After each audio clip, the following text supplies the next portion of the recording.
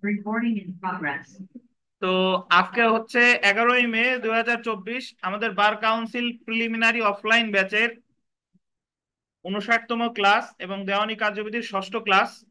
এবং আজকে আমরা আলোচনা করতে যাচ্ছি, দেখেন, বিকল্প জারি বা সাবস্টিটিউটেড সার্ভিস, বিকল্প পদ্ধতিতে সমন জারি। সবাই আন্ডারলাইন করবেন। 5 আদেশের 20 বিধি, বিকল্প জারি বা সাবস্টিটিউটেড সার্ভিস। আচ্ছা, গতকাল আমরা সমন সম্পর্কে আলোচনা করেছি। যখন আরজি দাখিল করা হয়, আরজি দাখিলের বিষয়বস্তু সম্পর্কে বিবাদীকে জানানোকেই কি বলে? সমন।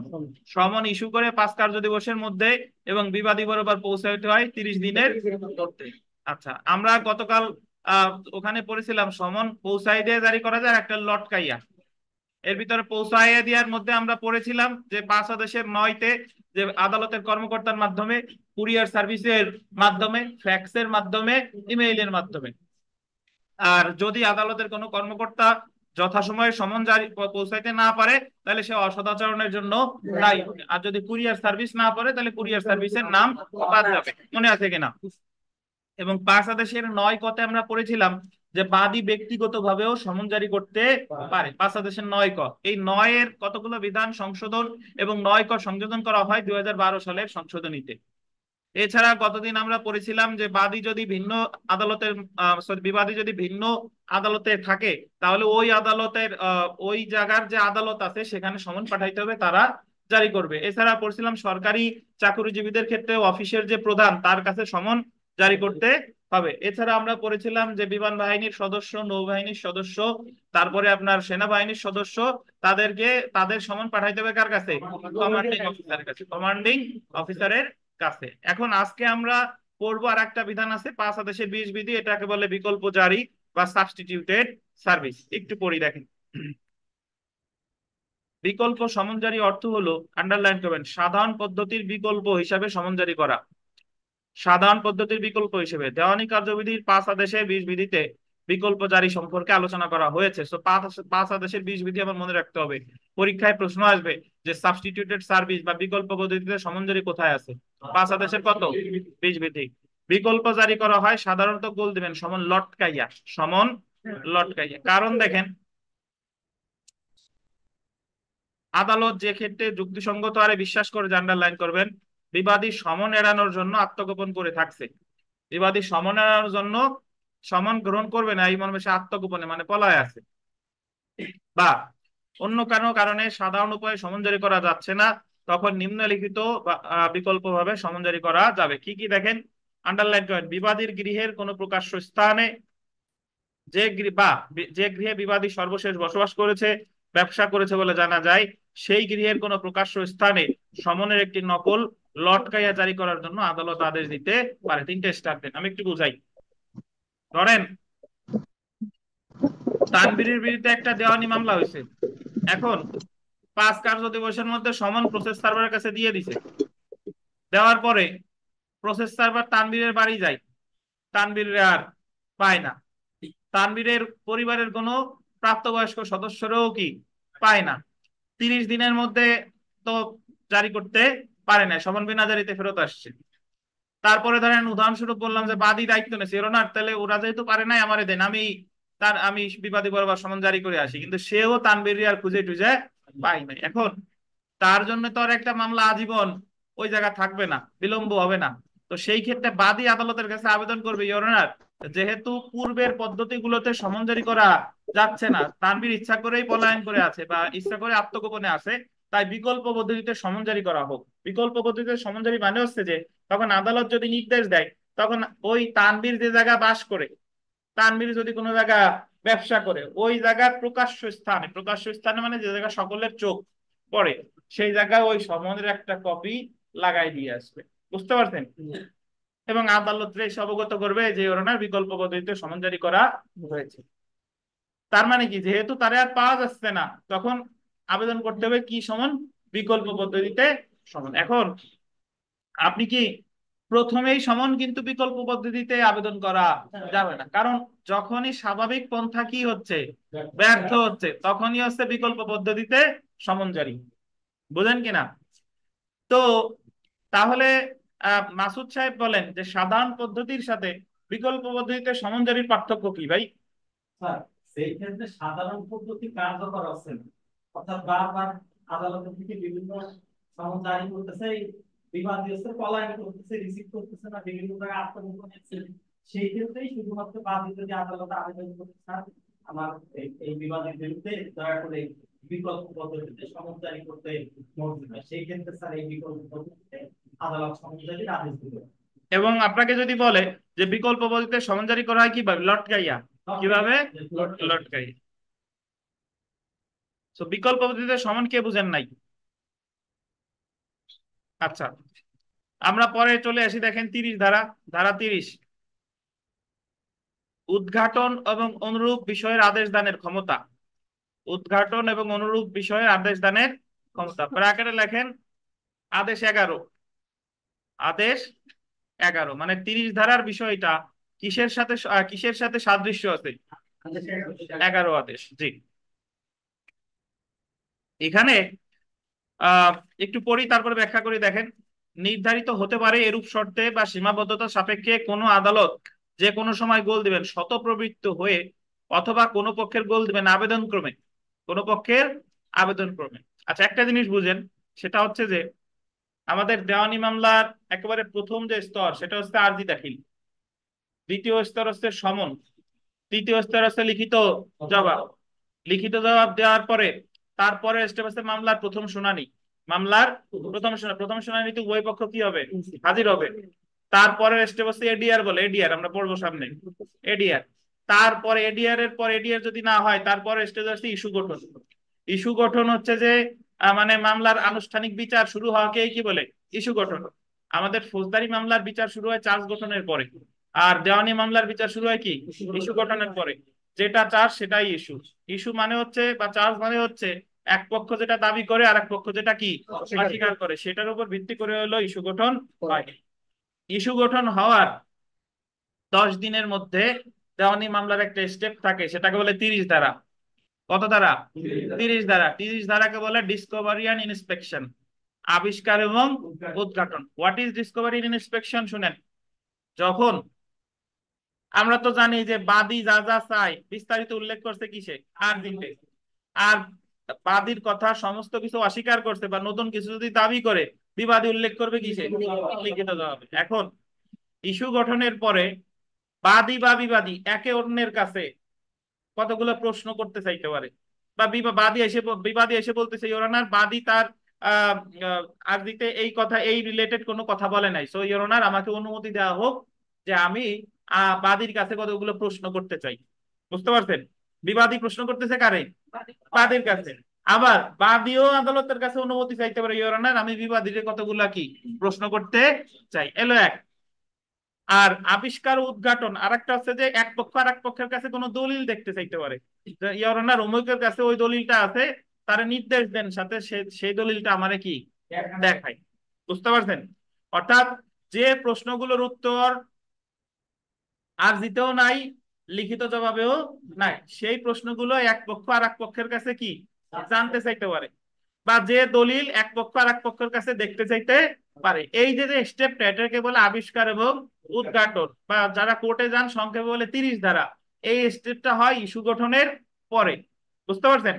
তো সেইটাই বলছে এই যে 30 ধারা, একটু পড়ি। দেখেন, এই যে দেখেন, প্রশ্নাবলী প্রদান, জবাবদান, দলিল ও তথ্যাবলীর স্বীকৃতি, উদ্ঘাটন, পরিদর্শন, দাখিল, দলিল অন্তরীণ কিংবা ফেরত সম্পর্কে অথবা সাক্ষ্য হিসেবে দাখিলযোগ্য অন্যান্য গুরুত্বপূর্ণ বিষয়বলী সম্পর্কিত সকল বিষয়ে প্রয়োজনীয় ও যুক্তিযুক্ত হতে পারে এরূপ আদেশ দিতে পারে। এখানে আমরা জানি, আমি যখন আপনাদের পড়ানো শুরু করছিলাম যে ধারার সাথে আদেশের পার্থক্য কি, ধারায় যে কথাটা বলা হয়েছে সেই কথাটা বিস্তারিত ব্যাখ্যা করছে কোথায়?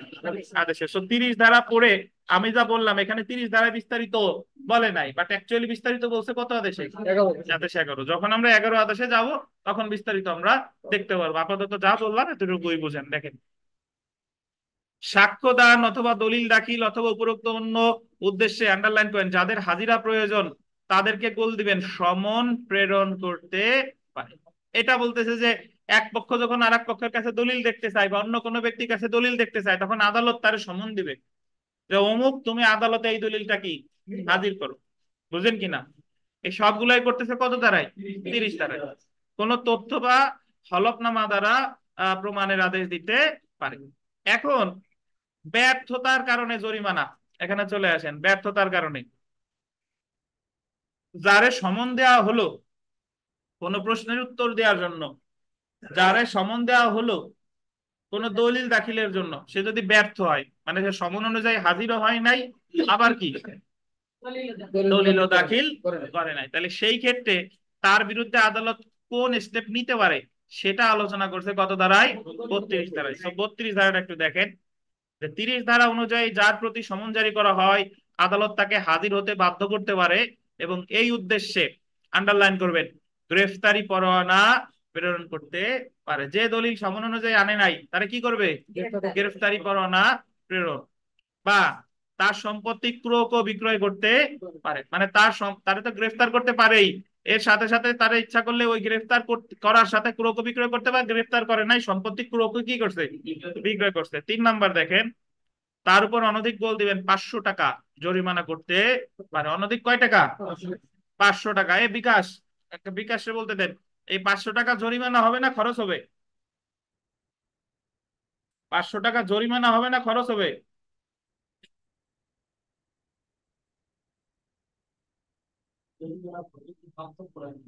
হ্যাঁ বলেন, পার্থক্যই বলেন। আদালত পাবে, হ্যাঁ, আর ভারত হচ্ছে পক্ষ পাবে। খরচ হচ্ছে পক্ষ পাবে। তাই এই জায়গা যেটা করতেছে এটা কে পাবে?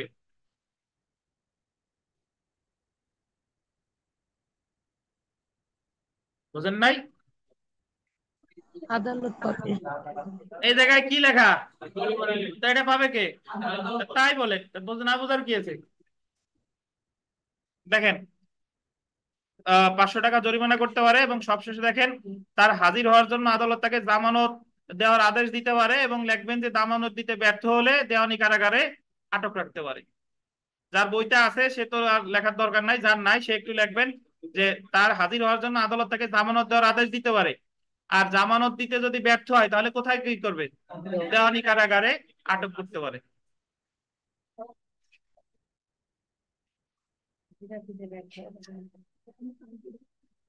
লিখেছেন? এখন একটা জিনিস বুঝেন ভাই, এই 32 ধারা খুবই গুরুত্বপূর্ণ।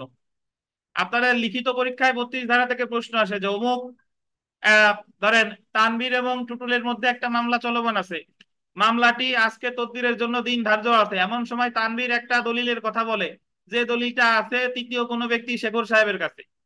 তখন আদালত শেখর সাহেবরে সমন দিছে ওই দলিলটা হাজির করার জন্য, এবং যে তারিখে যেদিন হাজির করার কথা শেখর সাহেব সেই দিন হাজির করে নাই, তাহলে আদালত শেখর সাহেবের বিরুদ্ধে কি পদক্ষেপ নিতে পারে?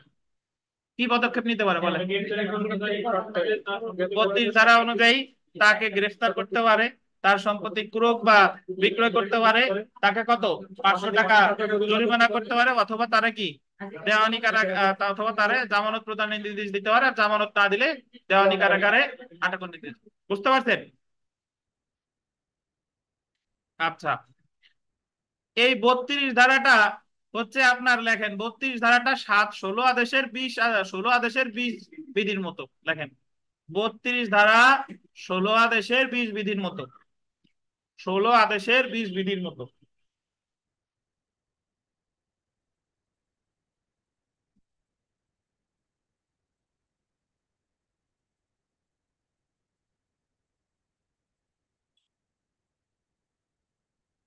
ষোলো আদেশের কয় বিধি? 20 বিধি ভুল বলছি, 10 বিধি হবে। 2 কেটে 10 লেখেন, 10, 10 লেখেন, 10।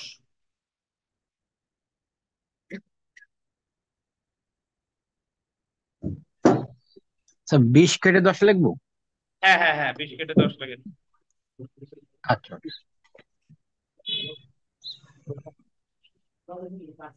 আচ্ছা, এখন তাহলে ভাই আপনি এইভাবে চিন্তা করেন যে তাহলে আমরা সমন থেকে আপনারা কি কি জিনিস গুরুত্বপূর্ণ সেটা আমি একটু একবার বলে দিই। সেটা হচ্ছে যে সমন ইস্যু করে 5 কার্যদিবসের মধ্যে সমন তারপরে বিবাদী বরাবর পৌঁছাবে কত দিনের মধ্যে?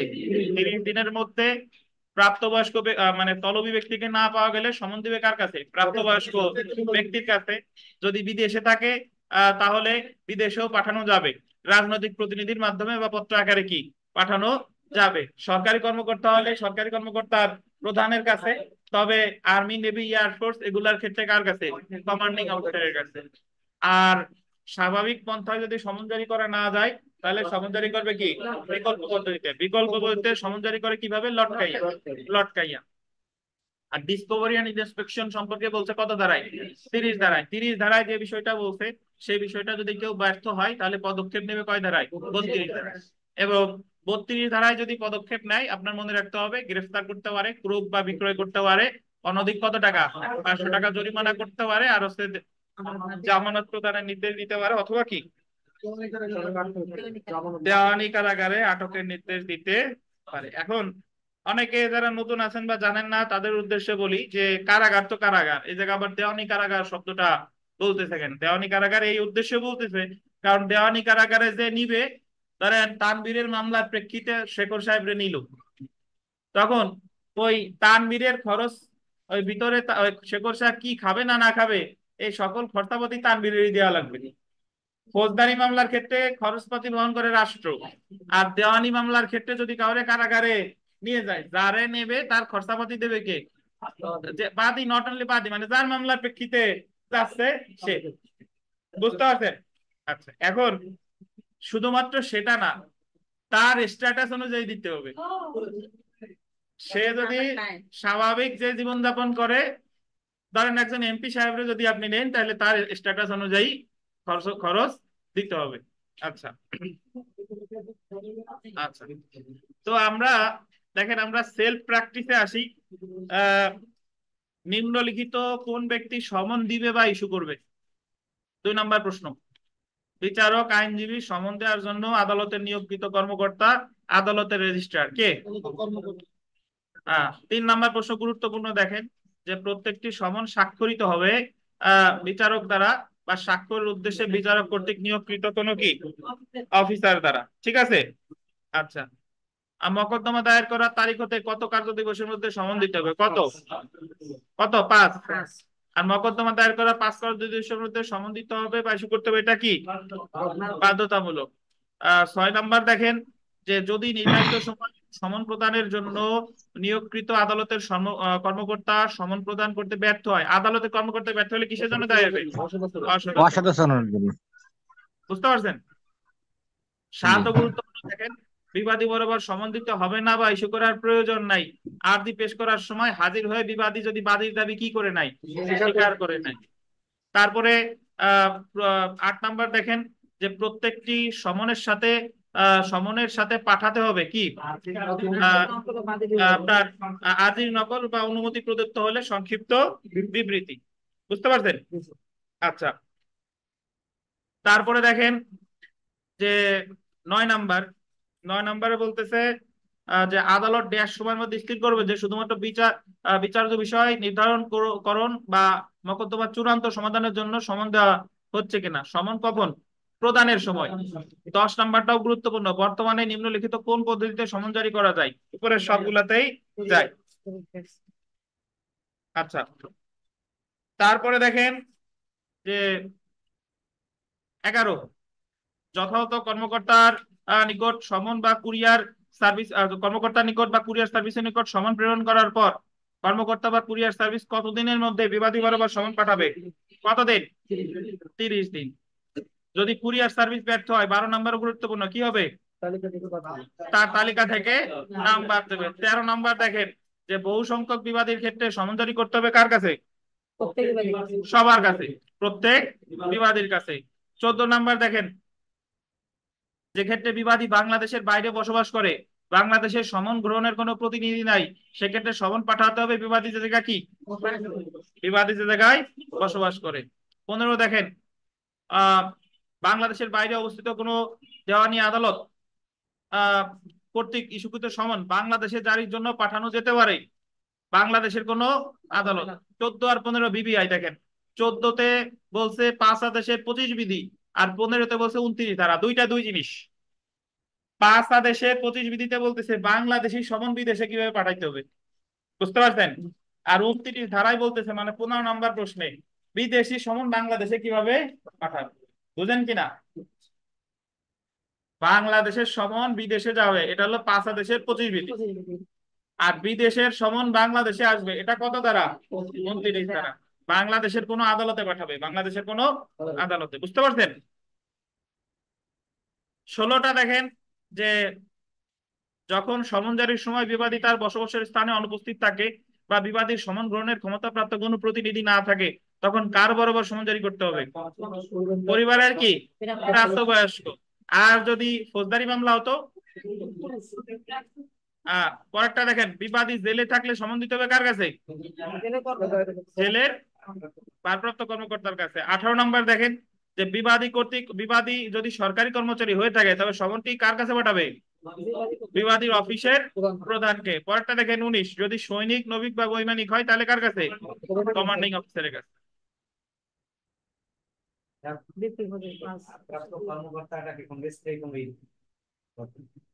থানার ভারপ্রাপ্ত কর্মকর্তা কি বলেন? ওটা আজীবনী ভারপ্রাপ্ত। যে দেখেন 20 নম্বর দেখেন, দেওয়ানি কার্যবিধি ড্যাশ ধারায় বিকল্প জারি সম্পর্কে বিধান করা হয়েছে। বাংলাদেশের কত? 20। 21 নম্বর দেখেন, গুরুত্বপূর্ণ, দলিল উদ্ঘাটনের জন্য আদালত কোনো ব্যক্তিকে সমন জারি করলে উক্ত ব্যক্তি যদি হাজির না হয় তাহলে জরিমানা কত? 500 টাকা। 22 নাম্বার দেখেন যে জারিকৃত সমন ডেলিভারি দেওয়ার পর প্রাপ্তি স্বীকারের জন্য কার স্বাক্ষর লাগবে? না, এই দেখেন, যিনি সমন গ্রহণ করেছেন তিনি সবসময় তো বিবাদী নাও গ্রহণ করতে পারে, তার এজেন্ট গ্রহণ করতে পারে, প্রাপ্তবয়স্ক সদস্য গ্রহণ করতে পারে কিনা বলে। পরেরটা দেখেন 23 নাম্বার, যে জারিকৃত সমন গ্রহণ করতে অস্বীকার করলে বা সমন ডেলিভারি দেওয়ার জন্য কাউকে পাওয়া না গেলে সমনটি, এটা বলছে বিবাদীর বাড়ির যে অংশ বিবাদী থাকে সেখানে ঝুলিয়ে দিতে হবে, অথবা বিবাদীর বাড়ির বাইরে প্রকাশ্য স্থানে ঝুলিয়ে দিতে হবে। এখানে আপনি একটু ফাঁকা জায়গা আছে বইতে, বা যার ফাঁকা জায়গা নাই একটু লেখেন যে সমন জারির বিভিন্ন পদ্ধতি হলো, সমন জারির বিভিন্ন পদ্ধতি হলো।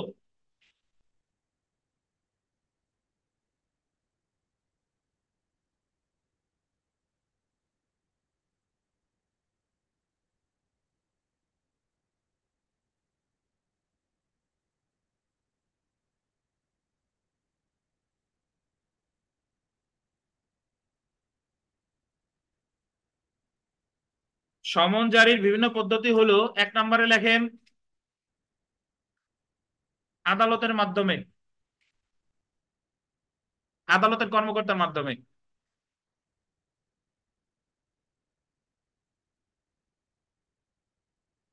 আদালতের কর্মকর্তার মাধ্যমে, ব্র্যাকেটে লেখেন 5 আদেশের 9 বিধি।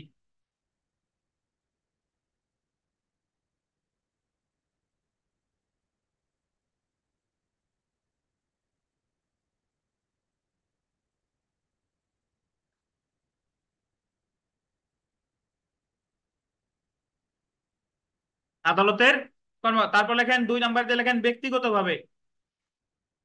ব্যক্তিগতভাবে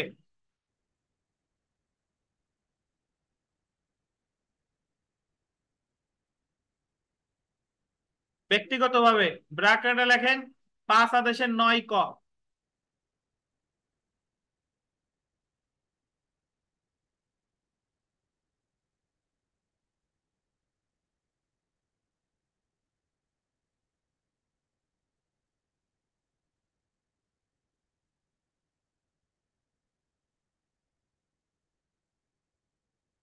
পাঁচ আদেশের 9 ক। তারপরে লেখেন লোটকিয়া সমনজারি। লোটকিয়া সমনজারি 5 আদেশের 17 বিধি।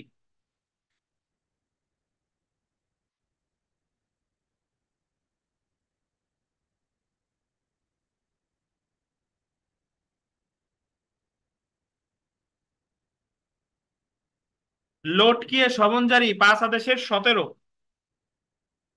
আমরা যারে বলি 17, সেইটাই বুঝছেন? 5 আদেশের 17। 4 নম্বরে লেখেন বিকল্প পদ্ধতিতে সমন জারি।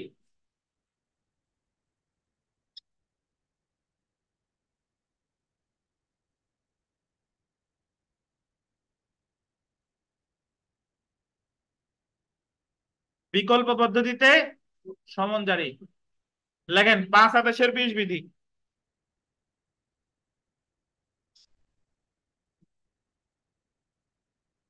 পাঁচ আদেশের 20 বিধি। তারপরে লেখেন পত্রের মাধ্যমে। পত্রের মাধ্যমে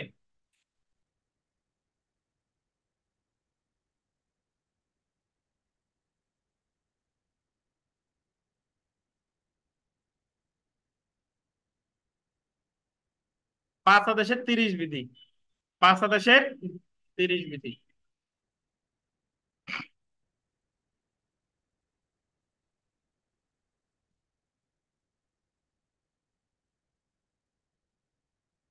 একটু বুঝেন, আমরা এখানে প্রথমে বললাম যে আদালতের মাধ্যমে সমন জারি 5 আদেশের কয় বিধি? 9 বিধি। ওই যে 9 বিধি আমরা এখানে পড়েছি, যেখানে বলা আছে যে আদালতের কর্মকর্তার মাধ্যমে, কুরিয়ার সার্ভিসের মাধ্যমে, ফ্যাক্স বা কি ইমেইলের মাধ্যমে। আচ্ছা, 9 ক বলছে ব্যক্তিগতভাবে, এটাও আমরা পড়ছি যে বাদী যখন স্বয়ং ব্যক্তিগতভাবে সমন জারি করে সেটা কত? 9 ক। 9 ক। এরপরে 5 আদেশের 17তে দেখেন লটকিয়ে লেখছি। আবার 5 আদেশের 20 বিকল্প পদ্ধতিতেও করে লটকিয়ে।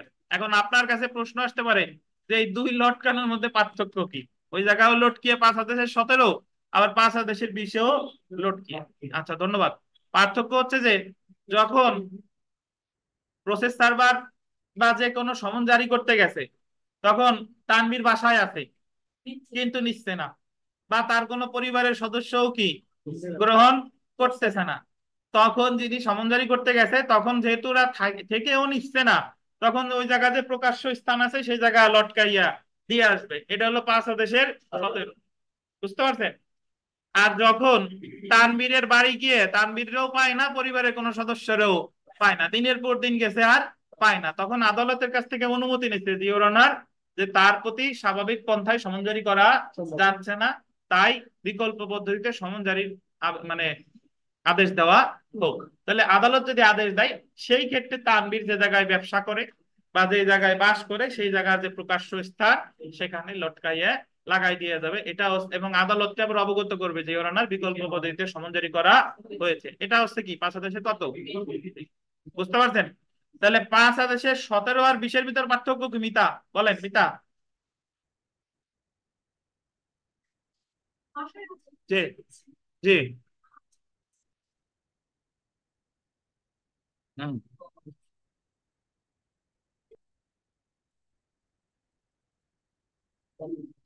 সেটা হলো 5 আদেশের 20। ধন্যবাদ। এবার সর্বশেষ যেটা পত্রের মাধ্যমে, দেখেন পত্রের মাধ্যমে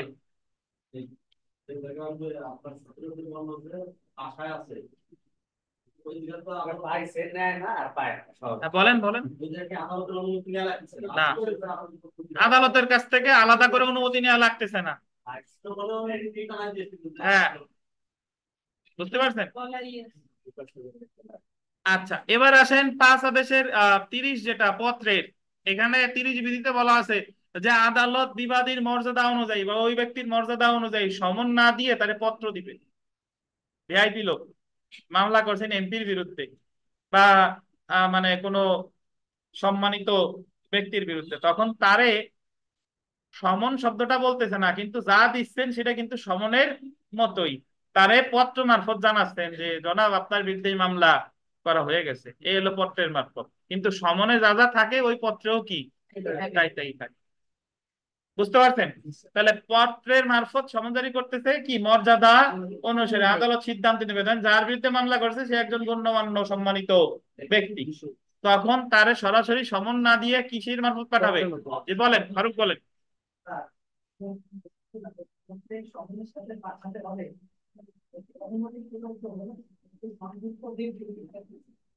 আপনি এই জায়গা থাকলেন কে? এতক্ষণ যা বলছি তা বলছেন। আচ্ছা, এটা বলে দিছি, কতদিন বলছিলাম শুনেন, যে একটা আরজির সাথে ধরেন এমনও আরজি আছে 200 পেজ, তা তখন যদি 200 জন বিবাদী হয়, তাহলে বাদীর তো ওই ফটোকপি করতে করতেই টাকা পয়সা শেষ। যে তাহলে 200 পেজের ফটোকপি প্রতিটা সমনের সাথে সাথে যাবে, তখন আদালত যদি অনুমতি দেয় যে না, সরাসরি আরজির হুবহু নকল দেওয়া লাগবে না, আলাদা সংক্ষিপ্ত বিবৃতি দিতে পারে, যাতে বলা আছে সংক্ষিপ্ত বিবরণী 1 পেজের মধ্যে বলা যে আপনার বিরুদ্ধে অমুক মামলা করা হয়েছে, বাদী অমুক অমুক দিন আপনাকে হাজির হতে হবে, অমুক দিনের মধ্যে লিখিত জবাব দাখিল করতে হবে। জি।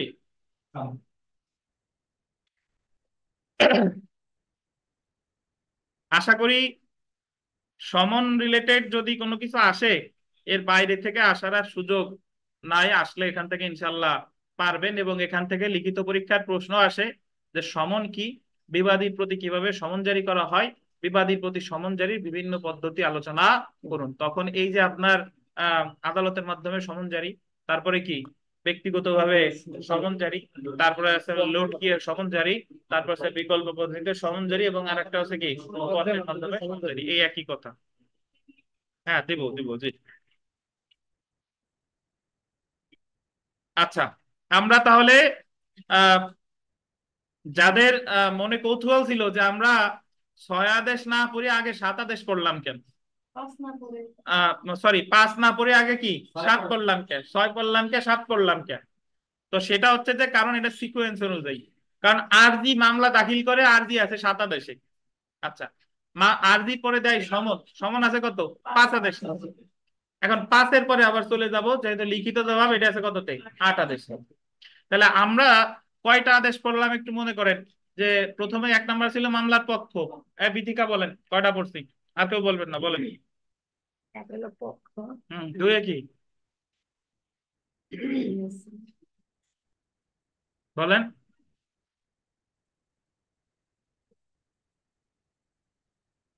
একে পক্ষ, দুয়ে কি মামলার গঠন, তিনে কি উকিল নিয়োগ, চারে কি আরজি দাখিল বা মামলা দায়ের, মামলা দায়ের। এই যে 5 আজকে পড়লাম কি সমন, 6-এ পড়ছি কি প্লিডিং, 7-এ কি 7 আদেশ পর্যন্ত আমাদের পড়া শেষ।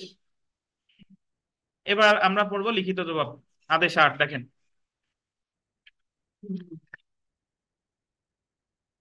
আপনি দেওয়ানি কার্যবিধিতে 20টা প্রশ্ন আসে, তার ভিতরে একটা প্রশ্ন পাবেন যে অমুক কথা কোন আদেশে আছে। তো আদেশ ওইটা আপনার মুখস্থ করার আলাদা করে কোনো দরকার নাই। আমরা যখন এক একটা জিনিস পড়বো তখন অটোমেটিক্যালি এই আদেশ, এই 7টা আদেশকে আমরা মুখস্থ করছি, আপনাদের যে মুখস্থ করেছি যে 7টা আদেশে কি কি আছে। আচ্ছা দেখেন, লিখিত জবাব বা রিটেন স্টেটমেন্ট।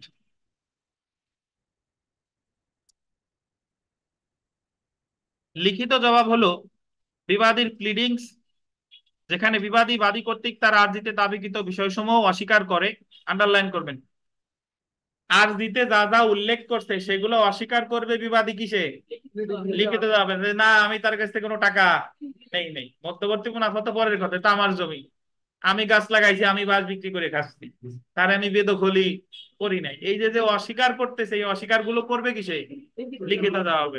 এবং যদি নতুন কোনো বিষয় বা যা বিবাদীকে বাদীর বিরুদ্ধে আইনগত পদক্ষেপ নিতে সাহায্য করে তার বর্ণনা, তাই সে তো অস্বীকার করবেই, এবং সেই সাথে সাথে বলতে পারে বরং তার কাছে আমি উল্টো এত টাকা পাই, বা তার কাছে আমি এই জিনিস পাই। সো এই ক্ষেত্রে লিখিত জবাব মানে হচ্ছে যে বিবাদী তার আত্মপক্ষ সমর্থনের জন্য আদালতে যা জমা দেয় সেটাই কি বলে লিখিত জবাব। আচ্ছা, আমরা তো ফৌজদারি কার্যবিধি শুনে শেষ করছি। মজার বিষয় হচ্ছে ফৌজদারি কার্যবিধিতে শেয়ার মামলার ক্ষেত্রে, শেয়ার মামলার ক্ষেত্রে যে কমপ্লেইন জমা দেয়, বাদী একটা লিখিত জবাব জমা দেয়, কিন্তু আসামির কিন্তু লিখিত কিছু জমা দেওয়া লাগে না, বুঝলেন কিনা। কিন্তু দেওয়ানি মামলার ক্ষেত্রে বাদী যেরকম একটা লিখিত জিনিস জমা দিবে, আবার কি বিবাদীও সেরকম একটা লিখিত জিনিস জমা, দুইটারাই প্লিডিংস বলে, বাট আরজিরে বলে বাদীর প্লিডিংস, লিখিত জবাবে বলে কি বিবাদীর প্লিডিংস। আচ্ছা, পরেরটা দেখেন,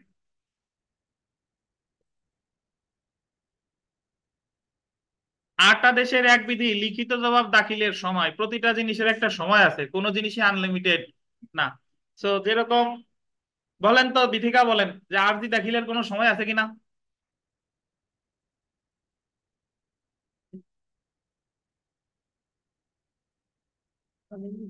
টুটুল বাক্সি, আরজি দাখিলের কোনো সময় আছে কিনা। স্যার, কারণ উদ্ঘাটন হওয়ার 3 মাসের মধ্যে হৃদয় সাহেব, কারণ উদ্ঘাটনের ওইখানে নির্দিষ্ট কোনো না, যে দিনে আমাদের দ্বারা যে বলা আছে যে এতদিনের মধ্যে মামলা করতে ওই ভিতরে মামলা করতে। যে মামলা দাখিল করবে সেই অনুযায়ী, যদি অর্থের মামলায় 3 বছর, যদি দখলের মামলায় 6 মাস। 6 মাস। তো এইটা আমাদের আইন অনুযায়ী আপনি বলবেন স্যার তার দাখিল করতে হবে তো এক এক মামলার এক এক রকম। 3 মাস যদি বলেন হবে না, হবে না, যে মামলা করবেন সেই অনুযায়ী সময়। বুঝতে পারছেন? আচ্ছা দেখেন দেখেন ভাই, বিবাদী প্রতি সমন জারির তারিখ হইতে, এই সমন জারির তারিখটা আন্ডারলাইন করেন। সমন জারির যেদিন থেকে সমনটা বিবাদী কি পেল 30 দিনের মধ্যে গোল দেন, 30 দিনের মধ্যে, 30 কার্য দিবস, নট দিন, 30 কি কার্য দিবসের ভিতরে বিবাদী লিখিত জবাব দাখিল করবে। পাশে ছোট্ট একটা 8 লেখা আছে, বা নতুন বইতে অন্য কিছু থাকতে পারে, দেখছেন? এটাকে বলে ফুট নোট। একেবারে নিচে চলে আসেন, দেখেন ওটার ব্যাখ্যা দিছে নিচে। পূর্বে প্রথম শুনানির সময় বা তার আগে বা আদালতের অনুমতি নিয়ে সমন জারির সর্বোচ্চ 2 মাস বা 60 দিনের মধ্যে লিখিত জবাব দাখিল করা যেত। আগে সময় ছিল সর্বোচ্চ কত? 2 মাস, এখন কত? 30 কার্য দিবস। 30 কার্য দিবস। আর আগে এটা ছিল কত? 2 মাস। আচ্ছা 60 দিন, 60 কার্য দিবস না কিন্তু। আচ্ছা যদি দেখেন, যদি উক্ত 30 কার্য দিবসের মধ্যে বিবাদী লিখিত জবাব দাখিলে ব্যর্থ হয়, তাহলে আদালত কর্তৃক নির্ধারিত গোল দিবেন অন্য কোনো দিনে লিখিত জবাব দাখিল করা যাবে। যদি 30 দিনের মধ্যে দাখিল করতে না পারে, তাহলে আদালত ইচ্ছা করলে কি সময় বাড়াতে পারে অন্য কোনো দিন। কোন দিন সেটা বলতেছি, আগে সবাই অনলাইনে যারা আছে আবার জয়েন করেন, লাইন কেটে গেলে।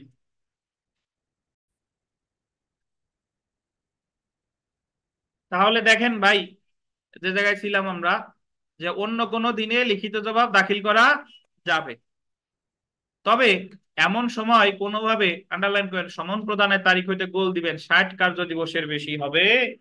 একটু বুঝেন, যেদিন সমন দিল সেদিন থেকে লিখিত জবাব দিবে 30 কার্য দিবসের মধ্যে। যদি 30 কার্য দিবসের মধ্যে সে দাখিল করতে পারে নাই, তখন আদালতের কাছে আবেদন করলে আদালত সময় বাড়াতে পারে। তবে আদালত যতই সময় বাড়াক না কেন, সর্বোচ্চ কত? 60 কার্য দিবস। মানে আগে এলো 30 দিন, পরে বাড়াইতে পারে কত? 30 দিন। মোট হচ্ছে কত? 60 কার্য দিবস। এখন আপনি বলতে পারেন যে স্যার পরের 30 দিন কি একবারে বাড়াবে? না, ধরেন আপনি 30 কার্য দিবসের মধ্যে দিতে পারেন নাই, সবাই চাইলেন আর 10 কার্য দিবস বাড়াইলো, আবার ওই 10 কার্য দিবসের মধ্যে পারেন নাই, সবাই চাইলেন কি আর 10 কার্য দিবস বাড়াইলো। কিন্তু এরকম করতে করতে যখন 60 কার্য দিবস হয়ে যাবে, এর বেশি আর সময় কি দিবে না। বুঝতে পারছেন? তো এখন আপনাদের যদি পরীক্ষা এইভাবে প্রশ্ন আসে যে লিখিত জবাব দাখিলের সময় কত? 30 কার্য দিবস। যদি বলে যে সর্বোচ্চ কত দিনের মধ্যে লিখিত জবাব দাখিল করতে হবে, সেক্ষেত্রে কত? 60 কার্য দিবস। বুঝতে পারছেন? আচ্ছা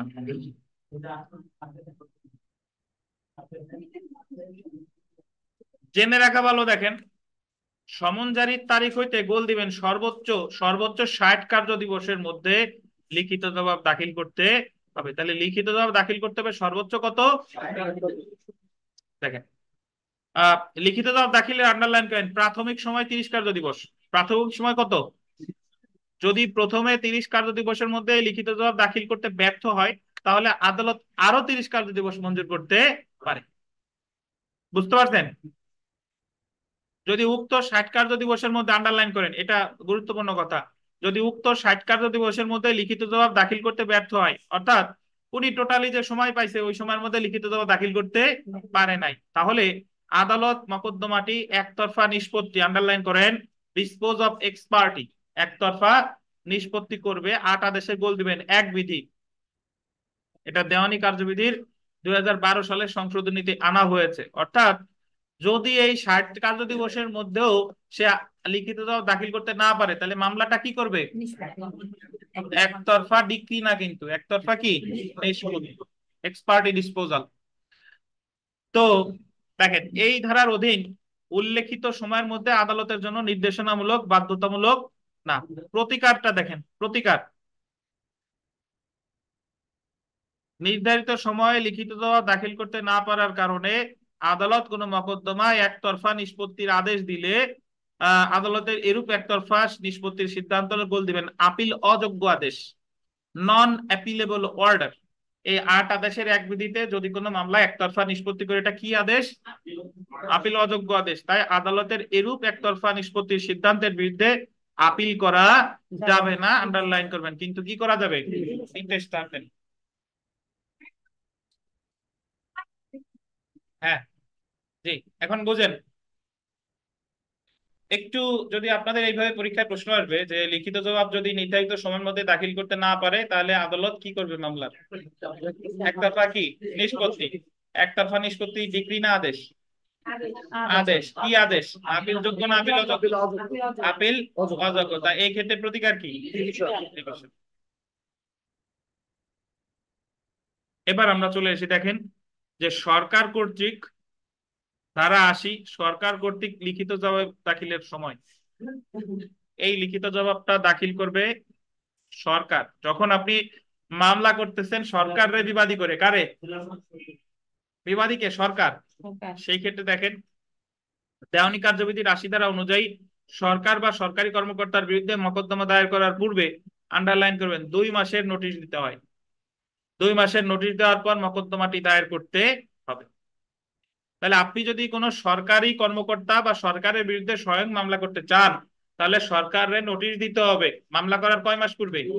২ মাস পূর্বে, যে আমি আপনার বিরুদ্ধে একটা মামলা করতে যাচ্ছি। দেখেন যদি নোটিশ দিয়ে পরীক্ষায় প্রশ্ন আসে তাহলে সরকারের বিরুদ্ধে মামলা করার কয় মাস পূর্বে নোটিশ দিতে হয়? ২ মাস। কত দাঁড়ায়? ৮০ ধারা।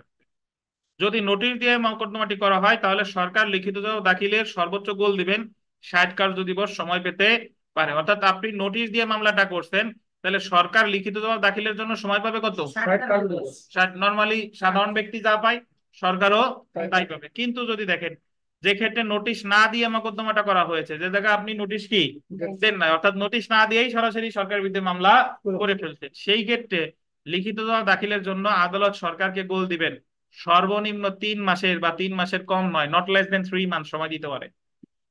আপনি নোটিশ না দিয়ে মামলা করলে সরকার সর্বনিম্ন সময় পাবে ৩ মাস, সর্বোচ্চ কত বলে নাই, বুঝতে পারছেন? আর নোটিশ দিয়ে করলে সরকার সময় পাবে কত? ৬০ কার্যদিবস। ৬০ তাহলে প্রশ্ন কি আসতে পারে আমি কিন্তু প্রতি লাইন বাই লাইন পড়ানোর সময় বলে দিচ্ছি। এখন এইগুলো আপনার পড়ার নৈতিক দায়িত্ব। বিষয়টা এরকম, পরীক্ষায় প্রশ্ন আসবে সরকারের নোটিশ দিতে হয় কয় মাস আগে?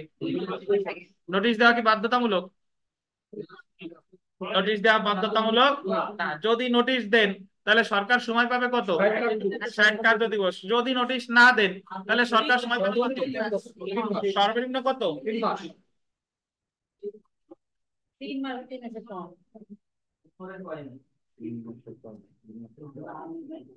আচ্ছা এবার আসেন, ৯ হ্যাঁ ৩ মাস কম।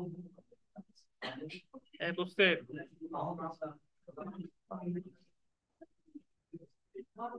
বেলাল সাহেব দেখেন সর্বনিম্ন আদেশ ৮ বিধি ১ বিবাদী কর্তৃক দলিল দাখিল বা উত্থাপন। বিবাদী কর্তৃক দলিল দাখিল বা কি, এটা অনেকটা ওই যে আমরা ৭ আদেশের ১৪, ১৫, ১৮ পড়ছি না? ১৪তে বললো যে বাদী যে সকল দলিলের উপর ভিত্তি করে মামলা করছে ফিরিস্তি আকারে দিতে হবে, ৭ আদেশের ১৪ বিধি। ১৫তে বললো যে যার কাছে আছে সেটার নাম উল্লেখ করবে, কত বিধি? ১৫ বিধি। আর যদি কোনো দলিল সে না দেয় পরবর্তীতে দিতে পারবে ৩টা ক্ষেত্রে। ১৮ বিধিতে বলছে যে বিবাদীর কার সাক্ষী কর্তৃক বিবাদী প্রশ্নের উত্তর দেওয়ার জন্য, বিবাদীর সাক্ষীরে জেরা করার জন্য, আর একটা কি পুনর্জীবিত করার জন্য। ঠিক একই ভাবে এই জায়গায় আমরা পড়বো যে বিবাদী যে সকল দলিল দিবে তা ওই ফিরিস্তি আকারে লিখিত জবাবের সাথেই দিতে হবে।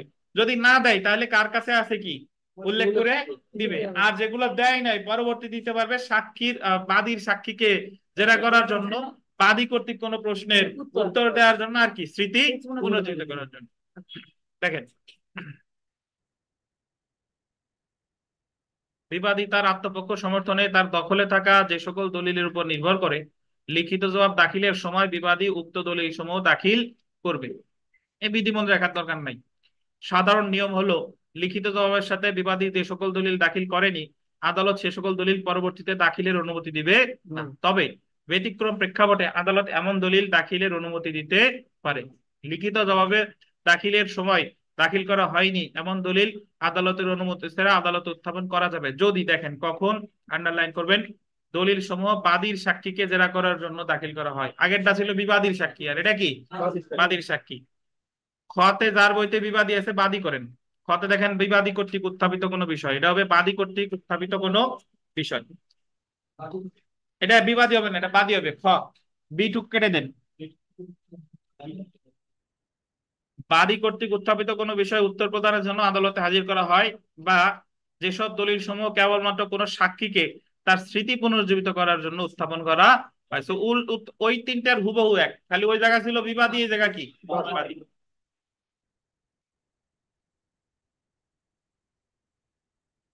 আমরা প্রশ্নে আসি ভাই। দেখেন যে the code of civil procedure 1908 এর অর্ডার 8 রুল 1 অনুযায়ী বিবাদী প্রথম শুনানির দিন জবাব দাখিল না করলে কত দিনের মধ্যে তা দাখিল করতে হবে? প্রথম শুনানির দিন যদি জবাব দাখিল না করে সর্বোচ্চ কয় দিন? 60 দিন। অ্যাকচুয়ালি হবে কার্য দিবস নাকি? 2 নাম্বার দেখেন যে লিখিত নোটিশ ছাড়া সরকারের বিরুদ্ধে কোনো মামলা দায়ের করা হলে লিখিত জবাব দাখিলের জন্য আদালত সরকারকে কমপক্ষে ড্যাশ দিন সময় দিবেন। কমপক্ষে নাকি? যদি বলে সর্বোচ্চ, কিন্তু কোনো সময়সীমা বলে নাই।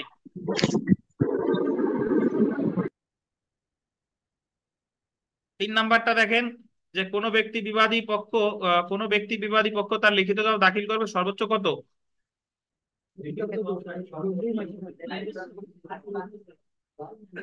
এটা আসছে 2013 সালের প্রশ্নে। বাট যদি কোনো অপশনে থাকতো 60 কার্য দিবস, তাহলে প্রাধান্য পেত কোনটা? 60 কার্য দিবস। আপনারা অনেক বইতে দেখবেন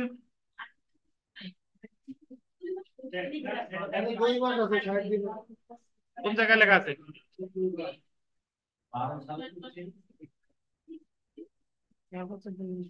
কোন জায়গার ফুটনোটের কথা বলেন আপনি?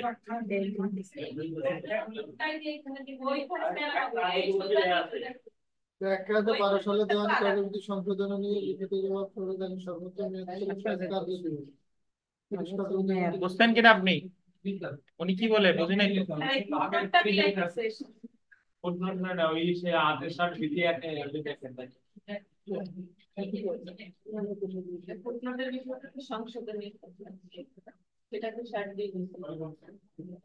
বুঝতেন কিনা? ওই যে ফুটনোট, এটা তো ওই যে আগের যেটা বলা সেটা বললাম যে আগে ছিল 2 মাস, এখন সেটা হয়েছে কত? কার্য দিবস। আগে ছিল 3 মাস। এই যে অ্যাকচুয়ালি যদি আপনি এর আগে দেখেন অনুমতি জারি সর্বোচ্চ 2 মাস বা 60 দিনের মধ্যে, 60 দিন ছিল সরি আগে, আর এখন সেটা হচ্ছে 30 কার্য দিবস। 30 কার্য দিবস। তবে সর্বোচ্চ বাড়াইতে পারে কত? আরো 30, মানে সর্বোচ্চ কত? 60 কার্য দিবস। এটা তো ওই ফুটনোটে আপনি জান কেন? আমি যে প্রশ্ন করার আগে শুনেন, আমি যে লাইনে হাঁটি আপনারা সেই লাইনে হাঁটবেন। আমার সে আগেও হাঁটবেন না, পিছেও হাঁটবেন না। পিছে হাঁটলে পরে থাকবেন, আর আগে হাঁটলে অ্যাক্সিডেন্ট করবেন।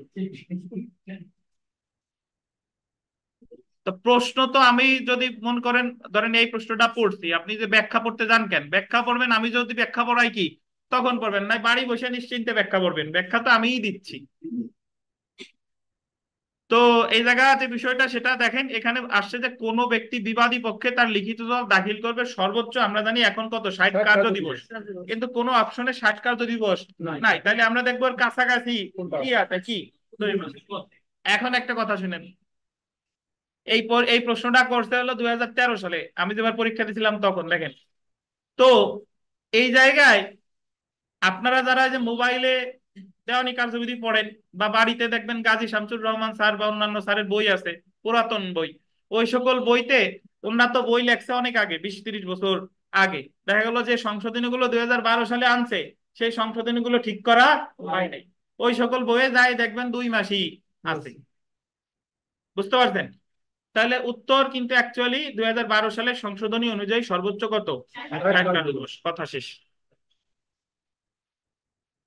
4 নাম্বার দেখেন, সরকার পক্ষকে নোটিশ প্রদান না করে, এটা বলতেন নোটিশ প্রদান না করে দেওয়ানি মামলা করলে সরকার বিবাদীকে লিখিত বর্ণনা দাখিলের জন্য অনন্য শব্দটা বলতেন। অনন্য মানে হচ্ছে আপনার কমপক্ষে, এই জ ফেলাটা আগের নতে হবে, দীর্ঘতে হবে জ ফেলা। কতদিনের সময় দিবে বলেন? 3 মাস।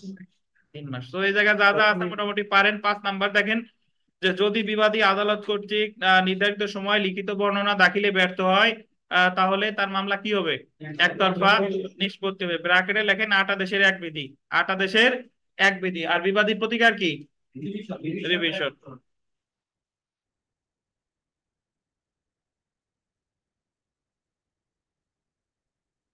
রহিম সাহেব কোথায়? তারপর নিষ্পত্তি বা আঠারো এক দিচ্ছেন আচ্ছা, আমরা দেখেন কি বললেন, কিছু বলছেন? বলছি কি একটা পর নিষ্পত্তি আঠারো এক দিচ্ছে। হ্যাঁ, আপনার আবার কিছু আছে নাকি বলার? মানে কি দ্বিমত পোষণ করেন কিনা? সেটা না আমি সঠিক লিখছি কিনা লিখছি সেটা যাচাই করা। লিখিত জবাব বিষয়ে কিছু মৌলিক নিয়ম, এটা গুরুত্বপূর্ণ। দেখেন, বিবাদী লিখিত জবাবে নতুন নতুন বিষয় যেমন মকদ্দমাটি রক্ষণীয় নয়, তামা দিতে পারিত, বিষয়টি আইনের দৃষ্টিতে বাতিল বা বাতিলযোগ্য, আন্ডারলাইন করবেন, তার সুস্পষ্টভাবে উল্লেখ করবে। বিবাদী যদি বলে যে ইওর অনার, বাদী যে মামলাটা করছে এই মামলাটা কি রক্ষণীয় নয়, বা এটা হলো তামাদি দ্বারা পারিত, বা এটা হলো আইনের দৃষ্টিতে বাতিল বা বাতিলযোগ্য, এগুলা লিখিত জবাবে কি সুস্পষ্ট ভাবে উল্লেখ করবে। পরেরটা দেখেন, বল দিবেন ক্ষতিপূরণ ছাড়া বিবাদীকে আর্জির প্রত্যেক বিষয়কে সুনির্দিষ্টভাবে গোল দিবেন অস্বীকার করতে হবে। পরীক্ষায় প্রশ্ন আসবে যে কোন বিষয় বিবাদীকে সুনির্দিষ্টভাবে অস্বীকার করার প্রয়োজন নাই। কোন বিষয়? ধরেন বাদী মামলা করছে ক্ষতিপূরণের, তাহলে ওই ক্ষতিপূরণের বিষয়টা সুস্পষ্টভাবে বিবাদীর অস্বীকার করার প্রয়োজন নাই, কিন্তু এছাড়া অন্যান্য সবকিছু কি করতে হবে? সুস্পষ্টভাবে অস্বীকার করতে হবে। পরেরটা দেখেন, আর্জিতে বিবৃত অভিযোগ সমূহ বিবাদী তার লিখিত জবাবে সুনির্দিষ্টভাবে অস্বীকার না করলে আন্ডারলাইন করেন। যদি সে সুনির্দিষ্টভাবে কি না করে, অস্বীকার না করে, তা বিবাদী স্বীকার করেছে বলে গণ্য হবে। যদি সে অস্বীকার করে নাই মানে কি স্বীকার করছে। তবে আন্ডারলাইন করেন, বিবাদী অক্ষম হলে তার স্বীকৃতি বলে গণ্য হবে না। তবে বিবাদী যদি অক্ষম হয় তাহলে স্বীকৃতি বলে কি গণ্য হবে না। তাহলে এখানে আপনার কয়েকটা জিনিস মনে রাখতে হবে ভাই, যে বিবাদী সুনির্দিষ্টভাবে কি করবে? অস্বীকার করবে। কোনগুলো ছাড়া? ক্ষতিপূরণ ছাড়া বাকি সবগুলো সুনির্দিষ্টভাবে অস্বীকার করবে। যদি কোনোটা অস্বীকার করে নাই, চুপ আছে, সেটা কি হবে? স্বীকার করেছে বলে গণ্য হবে। তবে কি হলে স্বীকার করেছে বলে গণ্য হবে না? তাহলে বিগত বছরের প্রশ্নে আসেন যে আরজিতে উল্লেখিত বক্তব্য লিখিত বর্ণনায় অস্বীকার করা না হলে সেই বক্তব্য কি বিবাদীর স্বীকৃতি বলে গণ্য হবে। যদি বলে কখন স্বীকৃতি বলে গণ্য হবে না? যদি বিবাদী কি থাকে? অক্ষম থাকে। 2 নম্বর দেখেন যে আরজিতে বিবৃত অভিযোগ সমূহ বিবাদীর লিখিত জবাবে সুনির্দিষ্টভাবে অস্বীকার করা না হলে তা বিবাদীর কি স্বীকৃতি। 3 নম্বর দেখেন যে দেওয়ানি মামলার আরজিতে উপস্থাপিত বক্তব্য বিবাদীর জবাবে নির্দিষ্টভাবে অস্বীকার না করা হলে তার ফল হবে কি উক্ত বক্তব্য স্বীকৃত বলে গণ্য হবে।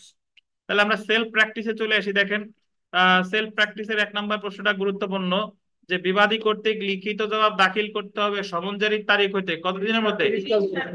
যদি বলে সর্বোচ্চ তাহলে উত্তরতা কত? 60 কার্যদিবস। এই যে দেখেন, যদি 30 কার্যদিবসের মধ্যে বিবাদী লিখিত জবাব দাখিল করতে না পারে, বিবাদী পরবর্তীতে সমনের তারিখ হতে সর্বোচ্চ কত দিনের মধ্যে লিখিত জবাব দাখিল? সর্বোচ্চ কত? আচ্ছা, এরপরে যে যতগুলো আছে আমরা 7 নম্বর প্রশ্নটা দেখেন। 7 নম্বর যে তার আগে 6 দেখি, যে বিবাদী প্রতি সমন জারির তারিখ হতে 60 কার্যদিবসের মধ্যে বিবাদী লিখিত জবাব দাখিল করতে ব্যর্থ হলে আদালত একতরফা কি করবে? নিষ্পত্তি করবে। 7 নম্বর দেখেন, যে দেওয়ানি কার্যবিধির ড্যাশ অনুযায়ী নির্ধারিত সময় লিখিত জবাব দাখিল না করার কারণে আদালত মোকদ্দমা একতরফা নিষ্পত্তির বা এক্সপার্টি ডিসপোজালের আদেশ দিতে পারে। কত? 8 আদেশের কত বিধি? 1 বিধি। তো এটাও গুরুত্বপূর্ণ। 10 নম্বরটা দেখেন। 10 নম্বর, যে নির্ধারিত সময়ের মধ্যে বিবাদী লিখিত জবাব দাখিল না করতে পারায় আদালত মোকদ্দমাটি একতরফাভাবে নিষ্পত্তি বা ডিসপোজ এক্সপার্টি করে সিদ্ধান্ত দেয়। আদালতের এই একতরফা সিদ্ধান্তের বিরুদ্ধে বিবাদীর নিম্নলিখিত কোন পদক্ষেপটি সঠিক? রিভিশন দায়ের করা যাবে। 11 দেখেন, যে বিবাদী তার আত্মপক্ষ সমর্থনে বা তার দাবির সমর্থনে তার দখলে থাকা যে সকল দলিলের উপর নির্ভর করে সেই সকল দলিল সমূহ দাখিল করবে কখন? লিখিত জবাব দাখিলের সময়। 13 নম্বরটা দেখেন, 13তে একটি সংশোধনী আছে। 13তে দেখেন, লিখিত জবাব দাখিলের সময় যে সকল দলিল বিবাদীর দাখিল করা প্রয়োজন ছিল কিন্তু দাখিল করেনি, উক্ত দলিল সময় বিবাদী পরবর্তী আদালতের অনুমতি ছাড়া দাখিল করতে পারবে যদি দলিলটি বিবাদীর সাক্ষী কে জাগাবে? বাদী। কতেও বাদী, ক্ষতেও বাদী। বাদীর সাক্ষীকে জেরা করার জন্য, আর বাদী কর্তৃক উত্থাপিত কোনো বিষয়ের উত্তর প্রদানের জন্য, আর কোন সাক্ষীকে তার স্মৃতি পুনর্জীবিত করার জন্য উপরের কি সবগুলা। 14 নম্বরে আসেন যে লিখিত জবাবে কোন বিষয়টি সুনির্দিষ্টভাবে অস্বীকারের প্রয়োজন নাই? কোনটা? এটা খুবই গুরুত্বপূর্ণ। কোনটা? ক্ষতিপূরণ। 15 দেখেন যে বিবাদী লিখিত জবাবে নিম্নলিখিত কোন বিষয়গুলো সুনির্দিষ্টভাবে অস্বীকার করবে, আর নতুন ঘটনা আর একটা কি যে সকল বিষয় অস্বীকার করবে, ক ও খ উভয়। 16 দেখেন যে বিবাদী তার লিখিত জবাবে প্রত্যেকটি বিষয়ে অস্বীকার করবে, প্রত্যেকটি বিষয় অস্বীকার করবে সুনির্দিষ্টভাবে, প্রত্যেকটি অভিযোগ সুনির্দিষ্ট ভাবে। 17 দেখেন যে আরজিতে বিবৃত অভিযোগ সমূহ বিবাদী তার লিখিত জবাবে সুনির্দিষ্টভাবে অস্বীকার না করলেও উক্ত অস্বীকৃত স্বীকার বলে গণ্য হবে না যদি বিবাদী কি হয়? এটা গুরুত্বপূর্ণ, যদি বিবাদী অক্ষম হয়। আচ্ছা, আমরা চলে আসি 28 9 এবং 10 বিধি। 28 9 আর আদালত কর্তৃক গোল দিবেন অতিরিক্ত লিখিত জবাব। অতিরিক্ত লিখিত জবাব শব্দটা গোল দেন। অতিরিক্ত লিখিত জবাব পাইছেন? দাখিলের নির্দেশ এবং দাখিল না করার ফলাফল। আচ্ছা, অতিরিক্ত লিখিত জবাব। আচ্ছা, হাফিজ সাহেব বলেন লিখিত জবাব দেয় কে? লিখিত জবাব দেয় বিবাদী। তাই অতিরিক্ত লিখিত জবাব কে দিবে? আচ্ছা, বলেন না, ধন্যবাদ।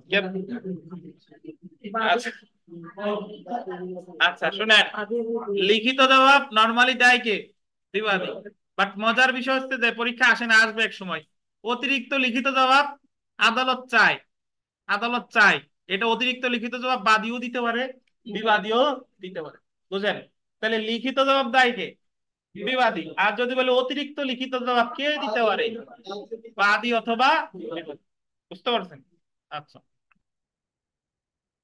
একটু পড়ি দেখেন যে, এবং এটাকে বলি এডিশনাল রিটেন স্টেটমেন্ট। শুধু রিটেন স্টেটমেন্ট হলে ডিফেন্ডেন্ট দেয় অর্থাৎ বিবাদী দেয়, আর যদি বলি এডিশনাল রিটেন স্টেটমেন্ট বাদী অথবা বিবাদী। দেওয়ানি কার্যবিধির 8 আদেশের 9 বিধি অনুযায়ী, আন্ডারলাইন করেন, 8 আদেশের কয় বিধি? আদালত প্রয়োজন মনে করলে গোল দিবেন যে কোনো সময়, যে কোনো সময় এটা গোল দেন, যে কোনো সময় যে কোনো পক্ষকে, যে কোনো পক্ষকে আন্ডারলাইন করেন। যে কোনো পক্ষ মানে কি বোঝায়? লিখিত বিবৃতি বা অতিরিক্ত লিখিত বিবৃতি পেশের আদেশ দিতে পারে। তাহলে তাহলে বুঝেন যে অতিরিক্ত লিখিত বিবৃতি পেশের আদেশ দিবে কারে? যে কোনো পক্ষ মানে তো বাদী অথবা কি বিবাদী। এবং তা পেশ করার জন্য সময় নির্ধারণ করে, যদি আপনাদের বলে দেয় যে অতিরিক্ত লিখিত দাখিলের সর্বোচ্চ সময় কত, 90 জন দাগাবে 60 কার্য দিবস। বুঝেন কিনা? অতিরিক্ত লিখিত জবাব দাখিলের সর্বোচ্চ সময় কত? 60 কার্য দিবস দাগাবেন না? কিন্তু এই জায়গায় অ্যাকচুয়ালি সময় কত? সময় নির্ধারণ করতে হবে। আদালত নির্ধারণ করে দিবে। আদালত নির্ধারণ করে দিবে। আদালত কর্তৃক নির্ধারিত সময়ের মধ্যে উক্ত পক্ষ মানে যার কাছে আদালত চাইছে লিখিত বিবৃতি পেশ করতে ব্যর্থ হলে, আন্ডারলাইন করবেন, 10 বিধি অনুযায়ী আদালত উক্ত পক্ষের বিরুদ্ধে রায় ঘোষণা বা প্রোনাউন জাজমেন্ট করতে পারে বা মকদ্দমার সাথে সম্পর্কিত যে কোনো আদেশ দিতে পারে। একটু বুঝেন? অর্থাৎ আদালত লিখিত জবাব অতিরিক্ত লিখিত জবাব কার কাছে চাইতেছে? বাদী অথবা বিবাদী। এটা কখন চাইতেছে? মামলার যে কোনো পর্যায়ে চাইতেছে। 8 আদেশের 9 বিধি। কত বিধি? 8 আদেশের 9 বিধি। যদি যার কাছে চাইলো সে যদি নির্ধারিত সময়ের মধ্যে লিখিত জবাব দাখিল করতে কি হয়, অতিরিক্ত লিখিত জবাব দাখিল করতে ব্যর্থ হয়, তাহলে আদালত কি করবে? তার বিরুদ্ধে রায় ঘোষণা করবে। রায় ঘোষণাটা করতেছে 8 আদেশের 10 বিধিতে। তাহলে অতিরিক্ত লিখিত জবাব চাইতেছে কততে? 8 আদেশের 9, আর রায় ঘোষণা করতেছে 8 আদেশের 10। এখন আপনার কাছে মনে হইতে পারে যে স্যার অতিরিক্ত লিখিত জবাব কেন চাই? এটা আমরা সামনে পড়বো, তারপরে আপনাদের একটু বুঝাই শুনেন। ধরেন দেলোয়ার 5 লাখ টাকা পায় রুবেলের কাছে। তো দেলোয়ার অর্থের মামলা করতে 5 লাখ টাকা আদায়ের জন্য। দেলোয়ার অস্থায়ী মামলার কি বাদী, বিবাদীকে রুবেল। দেলোয়ার মামলা করলো রুবেল মারফত, রুবেলের কাছে সমন গেল, রুবেল লিখিত জবাবে উল্লেখ করছে কি যে দেলোয়ারের কাছে আমিও 3 লাখ টাকা পাই, আমিও কয় লাখ টাকা পাই, মানে সে আর উল্টো দাবি করতেছে আমিও 3 লাখ টাকা পাই, তাই তার টাকার সাথে আমার টাকা সমন্বয় করা হোক। কি করা হোক? সমন্বয় করা হোক। তখন আদালত যখন এই লিখিত জবাব পড়বে রুবেলের, তখন আদালত দেলোয়ার বাদী, এই ক্ষেত্রে বাদীকে দেলোয়ার, দেলোয়ারে বলবে যে দেলোয়ার এই যে বিবাদীও তো এসে তোমার কাছে টাকা দাবি করতেছে, তাহলে তোমার এই বিষয়ে বক্তব্য কি, তাড়াতাড়ি অতিরিক্ত লিখিত জবাব দাও, তাড়াতাড়ি কি অতিরিক্ত লিখিত জবাব দাও। তাহলে নির্ধারিত সময় দিল যে 20 দিনের মধ্যে তুমি এই বিষয়ে বিবাদী যা বলছে সেই বিষয়ে তোমার বক্তব্য উপস্থাপন করবা, কিন্তু 20 দিনের মধ্যে সে দিতে পারে নাই, তাহলে আদালত কার বিরুদ্ধে রায় ঘোষণা করবে? বাদীর বিরুদ্ধে। বুঝতে পারছেন? তাহলে অতিরিক্ত লিখিত জবাব বাদীর কাছেও চাইতে পারে। অতিরিক্ত লিখিত জবাব কি 8 আদেশের কয় বিধি? 9 বিধি।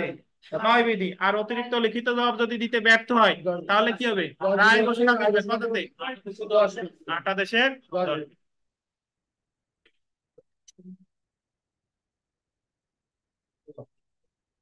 প্রতিকারে আসেন।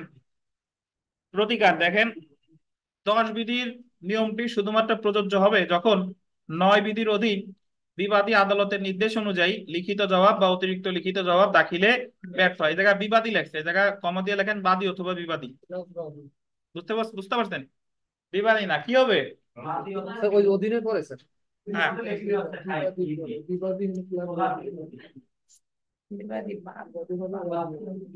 কোথায় লিখবো এটা? এই যে স্ক্রিনে দেখেন, এই যে যে জায়গায় টিক চিহ্ন দিলাম এর পাশে লেখেন বাদী অথবা বিবাদী। দেখছেন? জি জি। উক্ত ব্যর্থতার কারণে আদালত রায় ঘোষণা করে আদেশ দিলে 10 বিধির অধীন রায় ঘোষণার আদেশ হলো গোল দিবেন আপিলযোগ্য আদেশ। আমরা আর একটা আপিলযোগ্য আদেশ পেলাম, একটা পেয়েছিলাম 7-এর 10 আরজি ফেরত, আর একটা পেলাম কি 8-এর 10। যদি অতিরিক্ত লিখিত জবাব দাখিলে কেউ ব্যর্থ হয়, যদি রায় ঘোষণা করে, তাহলে এটার বিরুদ্ধে ওই যে দেলোয়ার ছিল বাদী, দেলোয়ার প্রতিকার কি? আপিল। তার বিরুদ্ধে আপিল করা যাবে। মোট আপিলযোগ্য আদেশ আছে 43 আদেশে 25টা, তার ভিতর 2টা আমরা পেলাম, একটা হলো 7-এর 10 আর একটা কত 8-এর 10। তাহলে টেবিলে আসেন, দেখেন। আবার বললেন না যে স্যার আমরা তো বেঞ্চে আসি, টেবিলে কিভাবে আসবো? দেখেন, 8 আদেশের বিধি 1, অনধিক 60 কার্য দিবসের মধ্যে লিখিত জবাব দাখিল করতে ব্যর্থ হলে মামলা কি করে? একতরফা নিষ্পত্তি করে, এক্সপার্টি ডিসপোজাল। প্রতিকার হচ্ছে কি? রিভিশন। আর 8 আদেশের 10 দেখেন, 9 বিধি অনুসারে আদালত কর্তৃক নির্ধারিত সময়ের মধ্যে অতিরিক্ত লিখিত জবাব দাখিল করতে ব্যর্থ হলে, কে ব্যর্থ হলে? বাদী অথবা বিবাদী। রায় ঘোষণা বা আদালত যেমন মনে করে তেমন আদালত দিতে পারে। আর যদি রায় ঘোষণা করে তাহলে প্রতিকার কি? আপিল করা যাবে, কারণ এটা একটা কি আদেশ? তাহলে তানভীর এক কথায় একটু বলেন যে 8 আদেশের 9 বিধিতে আর 10 বিধিতে কি আছে?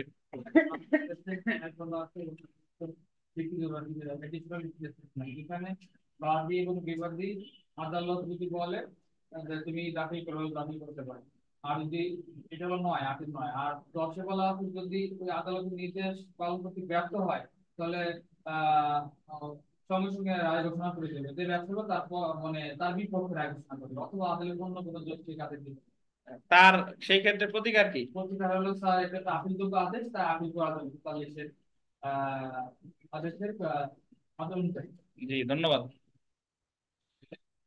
তাহলে আমরা 1 নাম্বার প্রশ্ন দেখি, সেলফ প্র্যাকটিস। সেলফ প্র্যাকটিসের যে 1 নাম্বার প্রশ্নটা, যে পরবর্তী প্লিডিংস আরজি ও লিখিত জবাব গোল দিবেন, সাবসিকুয়েন্ট প্লিডিং শব্দটা গোল দেন। সাবসিকুয়েন্ট প্লিডিংস, সাবসিকুয়েন্ট প্লিডিংস, পরবর্তী লিখিত জবাব। এই যে এডিশনাল রিটেন স্টেটমেন্ট দেয় এটারই কি বলে? Subsequent pleadings. আমরা জানি প্লিডিংস মানে তো প্লেনটা রিটেন স্টেটমেন্ট না। প্লিডিংস মানে কি? প্লেন্টের। আর সাবসিকুয়েন্ট প্লিডিংস মানে হচ্ছে অতিরিক্ত লিখিত জবাব, কিন্তু আমরা জানি অতিরিক্ত লিখিত জবাব কে কে দেয়? বাদী বিবাদী উভয়। এটারে বলে সাবসিকুয়েন্ট প্লিডিংস। এই বিধানটি দ্য কোড অফ সিভিল প্রসিডিওরের কত আদেশের কত বিধিতে আছে দেখেন, খুবই গুরুত্বপূর্ণ। 8 আদেশের 9 বিধি।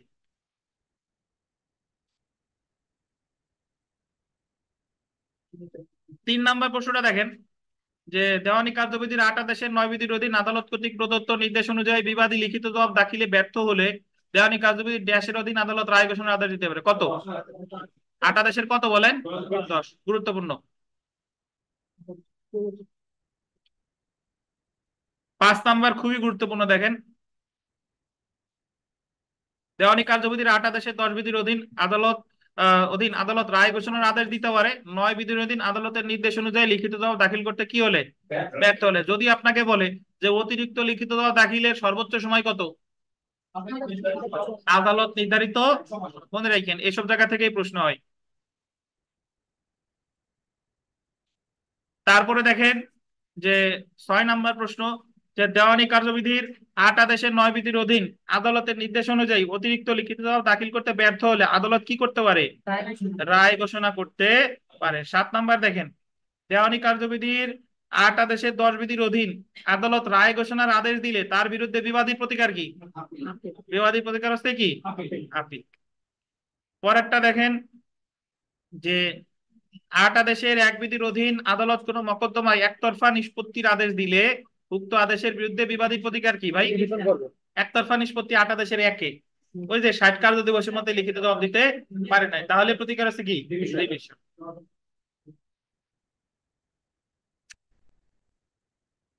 তাহলে বিথিকা বিশ্বাস তো পেজ উল্টাচ্ছেন, বিথিকা বিশ্বাস বলেন যে একটা মামলা কখন একতরফা নিষ্পত্তি হয়? যখন বাদী বা বিবাদী হাজির না হয়, শুনানির দিনে।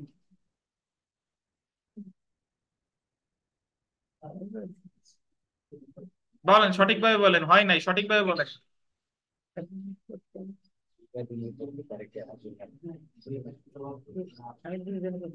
এই চেয়ার দুইটাই অভিশপ্ত চেয়ার, বুঝতে পারছেন?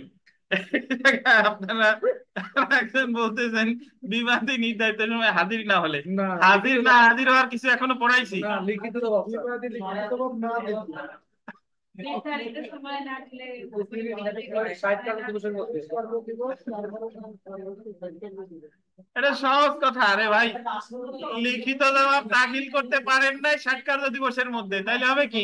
একতরফা নিষ্পত্তি। আপনারা তো বলতেছেন একতরফা ডিক্রির কথা, একতরফা ডিক্রির ওই জায়গায় কি এখনো গেছি?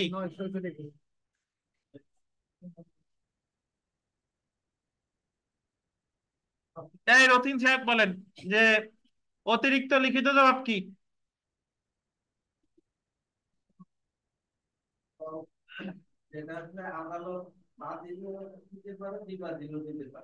চাইতে পারে যে আপনি অতিরিক্ত লিখিত জবাব দেন, কততে চাই? 8 আদেশের 9 বিধিতে চাইলে অতিরিক্ত লিখিত জবাব কতদিনের মধ্যে দিবে? নির্ধারিত সময়। যদি দিতে না পারে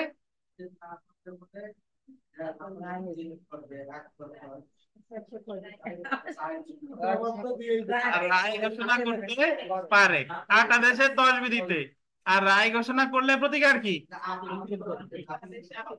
কোন পেজ বের করবেন বলেন, আমি বের করে দিই।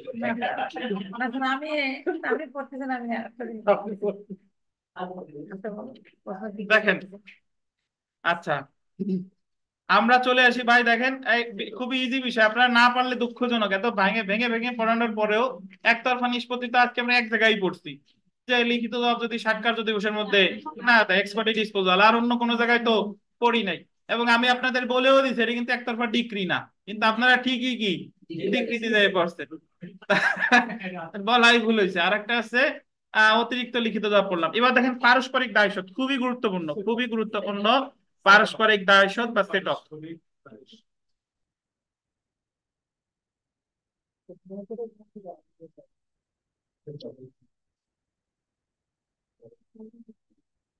আচ্ছা, পারস্পরিক যে দায়শোধ এটা অ্যাকচুয়ালি আছে হচ্ছে আপনার 8 আদেশের 6 বিধি। একটু পাশে লিখে রাখেন 8 আদেশের কয় বিধি ভাই?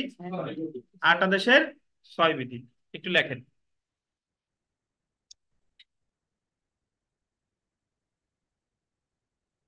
তানভীর সাহেব, পারস্পরিক দায়শোধ কি বলেন? আজকে আসতে কেন আপনি?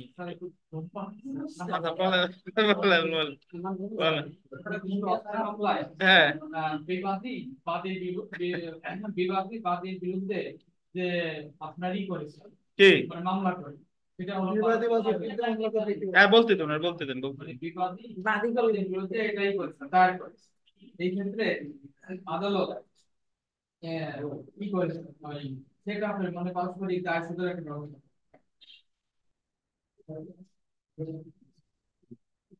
রশিদ সাহেব, সেক্ষেত্রে বাদী এসে মামলা করলো যে আমি তানভীর সাহেবের কাছে আমিও মামলা করলাম, তানভীর সাহেবের 1 লক্ষ টাকা পাচ্ছি।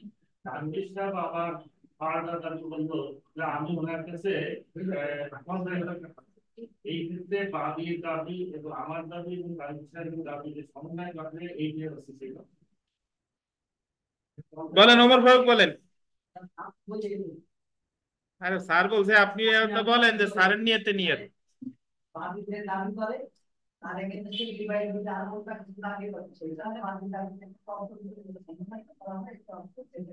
আচ্ছা ধন্যবাদ। দেখেন সেট অফ শব্দটার অর্থ হচ্ছে দাবি সমন্বয় বা পারস্পরিক দায়শোধ। সেট অফ হচ্ছে যে শুধুমাত্র অর্থের মামলায়, প্রথমে মনে রাখবেন কি মামলা? অর্থের মামলা। বাদী একটা সুনির্দিষ্ট অর্থ দাবি করছে। কি অর্থ? সুনির্দিষ্ট। ধরেন ওই যে একটু আগে বললাম যে দেলোয়ার 5 লাখ টাকা পাবে কার কাছে? রুবেলের কাছে। তো রুবেল হচ্ছে এই মামলার কে? বিবাদী।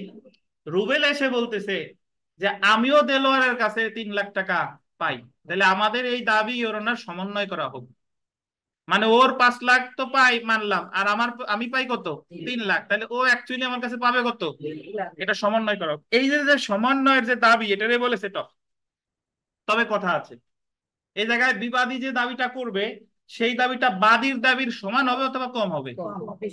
বাদীর দাবির সমান অথবা হবে কি কমে। অর্থাৎ রুবেল সর্বোচ্চ দাবি করতে পারে কত বলেন তো? 5 লাখ। কারণ বাদী দাবি করছিল কত?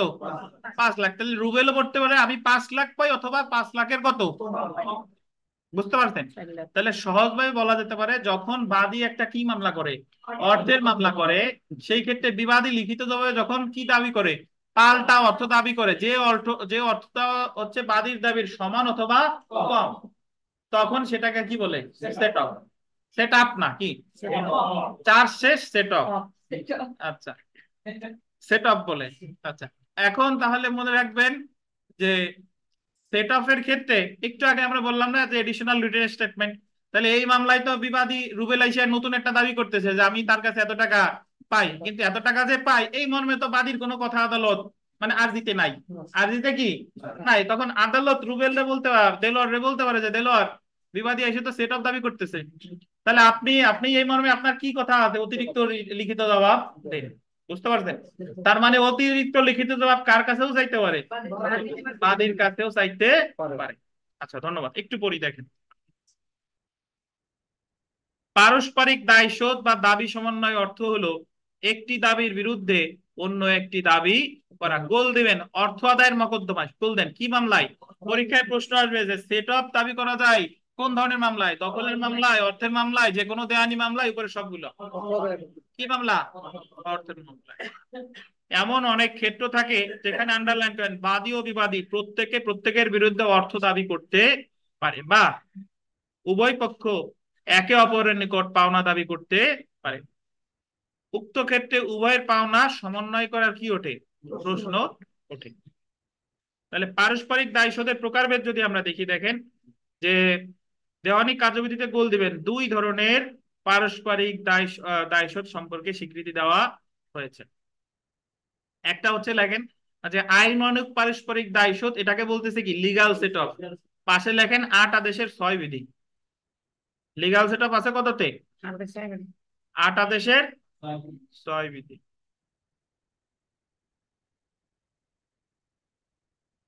আর আরেকটা বলছে ন্যায়সঙ্গত দাবি সমন্বয় বা ইকুইটেবল সেট অফ, এটা লেখেন 20 এর 19 এর 3। 20 আদেশের 19 এর 3 বিধি। 19 ব্র্যাকেটে 3। জি। তাহলে সেট অফ হচ্ছে কয় প্রকার? 2 প্রকার। একটা হলো কি set off? Legal set off. আর একটা হচ্ছে কি? ন্যায়সঙ্গত দাবি সমন্বয়। আমরা আপনাদের যে উদাহরণটা দিলাম এটা হলো লিগ্যাল সেট অফ এর উদাহরণ। বুঝতে পারছেন? এই জায়গা বাদীর দাবিও সুনির্দিষ্ট, বিবাদীর দাবিও কি সুনির্দিষ্ট। এটা হচ্ছে লিগ্যাল সেট অফ। একটু পড়ি। আদেশ 8 বিধি 6 মকদ্দমার পারস্পরিক দায়শোধ বা সেট অফ। দেওয়ানি কার্যবিধির আন্ডারলাইন করবেন 8 আদেশের 6 বিধির অধীন গোল দিবেন বিবাদী পারস্পরিক দায়শোধের আবেদন করতে পারে। সো যদি আপনাকে প্রশ্ন করে যে সেট অফের আবেদন করে কে, বাদী না বিবাদী? সেট অফ সর্বদাই কে? বিবাদী। বাদীর বিরুদ্ধে পারস্পরিক দায় শোধের বা সমন্বয়ের আবেদন করতে পারে, বল দিবেন অর্থের মামলায়। কি মামলায়?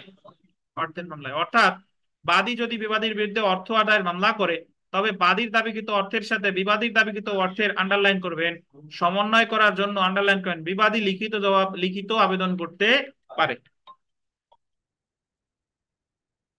লিখিত আবেদন করতে পারে। 8 আদেশের 6 বিধি লিখিত আবেদন করতে পারে। পরটা দেখেন, 8 আদেশের 6 বিধি বা লিগাল সেট অফ নিয়ে আলোচনা করা হয়েছে, সেটা শুধুমাত্র আন্ডারলাইন করা নির্দিষ্ট অর্থের ক্ষেত্রে প্রযোজ্য। কি অর্থ? মানে আপনি যদি বলেন যে আমি আনুমানিক এত টাকা পাই, তাহলে লিগাল সেট অফ হবে না। এই জায়গায় অর্থ হইতে হবে কি? নির্দিষ্ট। তাহলে আমরা সেট অফের শর্তগুলো দেখি। দেখেন সেট অফের শর্ত সমূহ,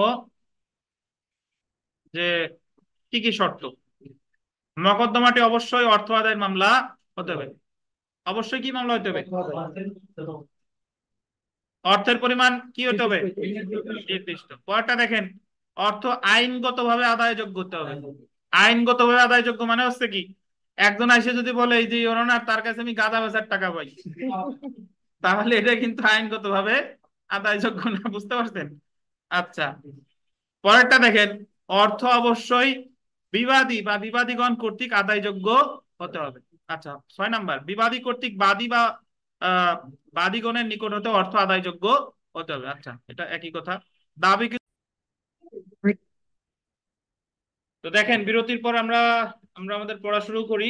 তাহলে আপনাকে যদি বলে যে সেট অফ দাখিল করতে হবে কখন, মামলার প্রথম শুনানির সময় যদি দাখিল করেন তাহলে আদালতের অনুমতির প্রয়োজন নাই। তবে পরে যদি দাখিল করেন তবে অবশ্যই আদালতের কি আছে, অনুমতির প্রয়োজন আছে। তাহলে এতক্ষণ পর্যন্ত আমরা যে সেট অফ এর উদাহরণ দিয়েছি সেটা হচ্ছে আপনার ইকুইটেবল সেট অফ না, এটা legal set of. Legal set of, বুঝতে পারছেন? আইনগত দাবি সমন্বয়। এখন আমরা ইকুইটেবল সেট অফটা একটু বোঝেন। ইকুইটেবল সেট অফ হচ্ছে যে অর্থটা অনির্দিষ্ট। অর্থটা কি?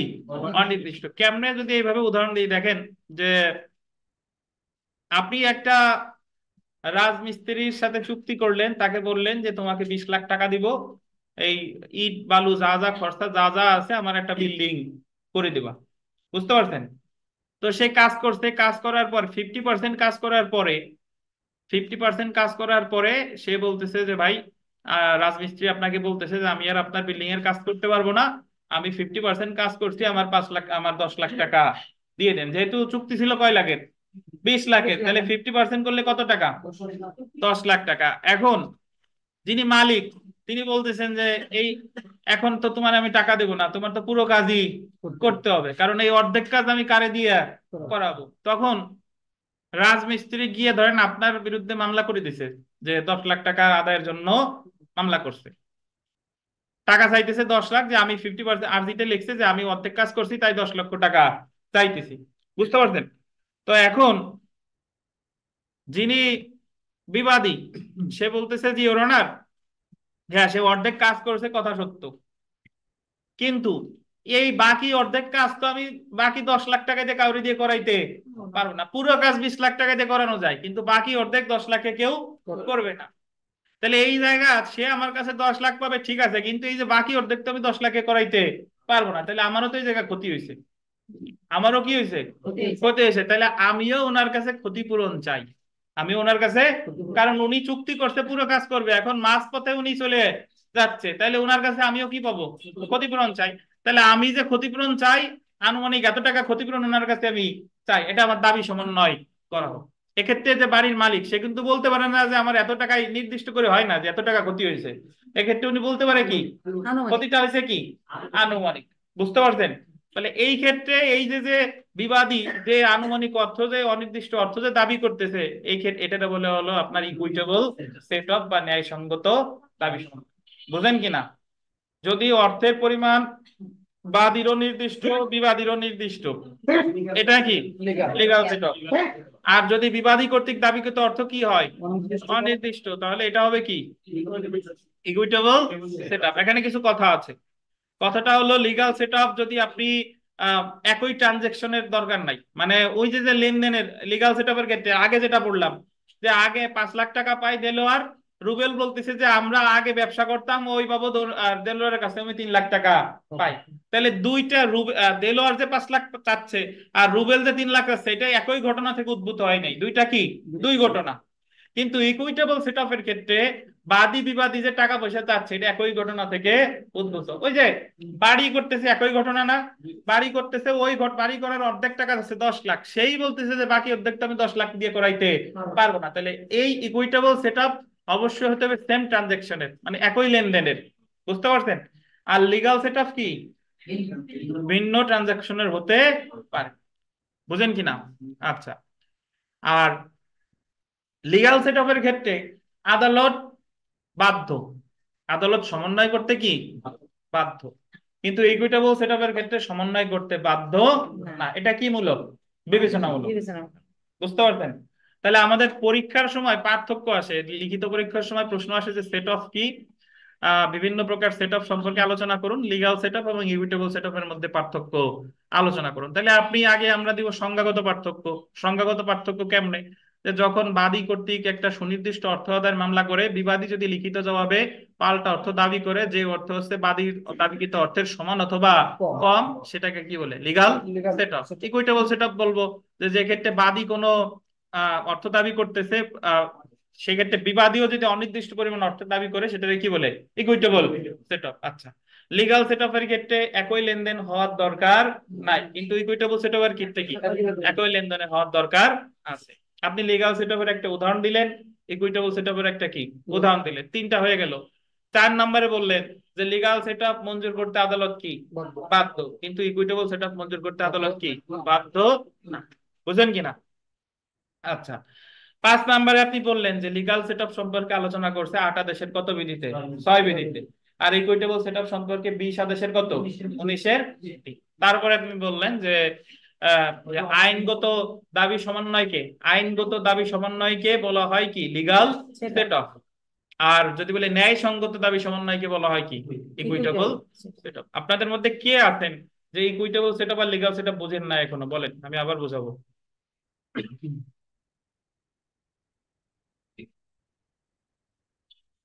মাসুদ বুঝতেন না?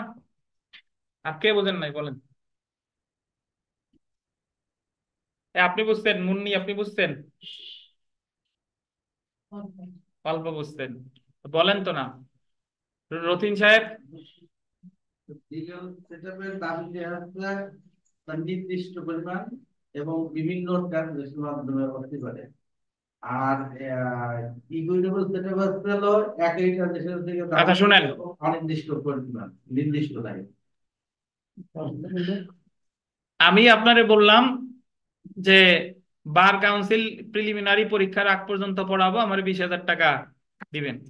তো অর্ধেক পড়ানোর পর 3 সাবজেক্ট পড়ানোর পরে আমি বললাম যে আপনার আর আমি পড়াবো না। তাই 3 সাবজেক্টে 20,000 হিসাব করে আমার যে টাকা হয় সেই টাকা আমারে কি দিয়ে দেন। বুঝতে পারছেন? আপনি বললেন যে না দেবো না, তাহলে আমি গিয়ে মামলা করলাম যে আমি যে 3 সাবজেক্ট পড়াইছি যে টাকা হয় সেই টাকা আমারে দেওয়া হোক। কারণ আপনি এসে বলতেছেন ওনার উনি 3 সাবজেক্ট পড়াইছে, ঠিক আছে, কিন্তু এই মাস পথে 1 মাস সময় আছে, আমি এখন কার কাছে যাই পড়বো? বুঝতে পারছেন? তাহলে এই জায়গা আমারও ক্ষতি হয়েছে, তাহলে আমার উনার টাকার সাথে আমার যে ক্ষতি হয়েছে এটা কি করা হোক? সমন্বয় করা হোক। এটা কি লিগ্যাল সেটআপ না ইকুইটেবল সেটআপ? এটা কি ইকুইটেবল সেটআপ। বুঝতে পারছেন?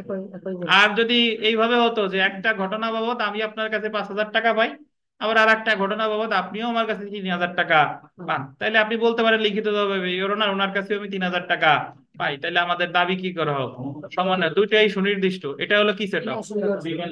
এটা হচ্ছে লিগ্যাল সেটআপ। বুঝতে পারছেন? আচ্ছা, তাহলে দেখেন আমরা ন্যায়সঙ্গত দাবি সমন্বয় যদি একটু দেখি, যে ইকুইটেবল সেটআপ 8 আদেশের 6 বিধি শুধুমাত্র লিগ্যাল সেটআপ নিয়ে আলোচনা করা হয়েছে। শুধুমাত্র যে ক্ষেত্রে গোল দেবেন অর্থের পরিমাণ নির্দিষ্ট, সেই ক্ষেত্রেই লিগ্যাল সেটআপ প্রযোজ্য। ওই যে কথা বলতেছিলাম, লিগ্যাল সেটআপের ক্ষেত্রে অর্থের পরিমাণ কি নির্দিষ্ট, কিন্তু এমন অনেক ক্ষেত্র আছে যে ক্ষেত্রে আদালত গোল দেবেন অনির্দিষ্ট অর্থের ক্ষেত্রেও পারস্পরিক দায়শোধ মঞ্জুর করতে পারে। কি অর্থ? অনির্দিষ্ট অর্থ। এটাই ন্যায়সঙ্গত কি দাবি সমন্বয়। তারপরে গোল দিবেন 20-19-3 বিধিতে। কততে? 20-19-3 বিধিতে ইকুইটেবল সেটআপ সম্পর্কে স্বীকৃতি দেওয়া হয়েছে। উদাহরণ দেখেন, উদাহরণ এখানে যে উদাহরণ দিছে এই উদাহরণ পড়ে আমাদের বোঝা খুবই কষ্টকর। ইকুইটেবল সেটআপ দেখেন, চুক্তি অনুযায়ী 50,000 টাকা উদ্ধার করার জন্য এ বি এর বিরুদ্ধে মোকদ্দমা দায়ের করে। চুক্তি অনুযায়ী যে বাড়ি করে দিবে, টাকা দিচ্ছে না, তাহলে চুক্তি অনুযায়ী কয় টাকা পাবে? 50,000 টাকা। এ কর্তৃক চুক্তি ভঙ্গের কারণে বি বলতেছে ইওর অনার এ টাকা পাবে, ঠিক আছে, কিন্তু ও যে চুক্তি ভঙ্গ করতেছে, আমার যে বির যে ক্ষতির সম্মুখীন হয়েছে, বি উক্ত মোকদ্দমায় পারস্পরিক দায়শোধ দাবি করতে পারে। বুঝতে পারছেন? এই উদাহরণ পরে কি বুঝবেন কিছু? এটা পরে কিন্তু বোঝা যাবে না। সো উদাহরণটা হচ্ছে এটা বোঝায়, এখন বলছি এখন বুঝবেন যে প্রথমে এ চাচ্ছে 50,000 টাকা, বি এসে বলতেছে ইওর অনার 50,000 টাকা পাবে, ঠিক আছে, কিন্তু এ যে চুক্তি ভঙ্গ করছে এতে তো আমারও কি হয়েছে? ক্ষতি হয়েছে। তাহলে আমার দাবি কি করা হোক? সমন্বয় করা। তাহলে আমরা যদি আইনানুগ পারস্পরিক দায়শোধ এবং ন্যায়সঙ্গত দায়শোধের উদাহরণ দেখি, দেখেন দেওয়ানি কার্যবিধির 8 আদেশের 6 বিধিতে লিগ্যাল সেটআপ সম্পর্কে আলোচনা করা হয়েছে। অন্যদিকে 20 আদেশের কত আন্ডারলাইন করেন 1903 বিধিতে ইকুইটেবল সেটআপ সম্পর্কে আলোচনা করা হয়েছে। তারপরে দেখেন লিগ্যাল সেটআপ আন্ডারলাইন করেন নির্দিষ্ট অর্থের ক্ষেত্রে আর অনির্দিষ্ট অর্থের ক্ষেত্রে কি ইকুইটেবল সেটআপ। পরেরটা দেখেন যে লিগ্যাল সেটআপ আইনগত অধিকার হিসেবে দাবি করতে পারে, can be claimed as of right. এটা একটা অধিকার। লিগ্যাল সেটআপ কি অধিকার? কায়েমি অধিকার। আমরা আপিলের পড়ছিলাম যে কি অধিকার? কায়েমি। যে অধিকার থেকে কাউকে কখনো বঞ্চিত করা যায় না সেটাকেই কি বলে? কায়েমি অধিকার। এবং আদালত মঞ্জুর করতে গোল দিবেন, আদালত মঞ্জুর করতে পারবে, কিন্তু ইকুইটেবল সেটআপ আইনগত অধিকার হিসেবে দাবি করতে পারে না এবং আদালত মঞ্জুর করতে কি না পারে। 4 নম্বর দেখেন লিগ্যাল সেটআপের ক্ষেত্রে আন্ডারলাইন করেন একই লেনদেন বা কার্যধারা হতে দাবির উদ্ভব হওয়ার প্রয়োজন নাই। দুইটাই একই ঘটনা থেকে উদ্ভব হওয়ার দরকার আছে না, কিন্তু ইকুইটেবল সেটআপ মঞ্জুর করা যেতে পারে শুধুমাত্র আন্ডারলাইন করে যে ক্ষেত্রে দাবি কি হতে উদ্ভব হয়েছে। বুঝতে পারছেন? আচ্ছা, লিগ্যাল সেটআপ ইকুইটেবল সেটআপ বুঝছেন কিনা? আপনি বুঝছেন? মুন্নি বুঝছেন আপনি? জি পীযূষ? জি। তাহলে পাল্টা দাবি বা কাউন্টার ক্লেম। পাল্টা দাবি আমরা, আপনি যদি সেটআপ বুঝে দেখেন, পাল্টা দাবি ইজি। পাল্টা দাবি হচ্ছে যে যখন বিবাদী যে দাবিটা করতেছে এটা বাদীর দাবিকে অতিক্রম করে গেছে। বাদী চাইছিল 5 লাখ টাকা, বিবাদী এসে বলতেছে ওর কাছে আমি 6 লাখ পাই, তাহলে এটা আর সেটআপ হচ্ছে না, এটা কি হয়ে যাবে? পাল্টা দাবি বা কাউন্টার ক্লেম। বুঝতে পারছেন? তাহলে যদি আপনাকে পরীক্ষায় প্রশ্ন আসে যে বিবাদীর দাবি যদি বাদীর দাবি থেকে বেশি হয় এটাকে কি বলে? আর বিবাদীর দাবি যদি বাদীর দাবি সমান অথবা কম হয় সেটা কি বলে? আর ইল্লিগাল কোনটা বলেন? ন্যায়সঙ্গত ইল্লিগাল।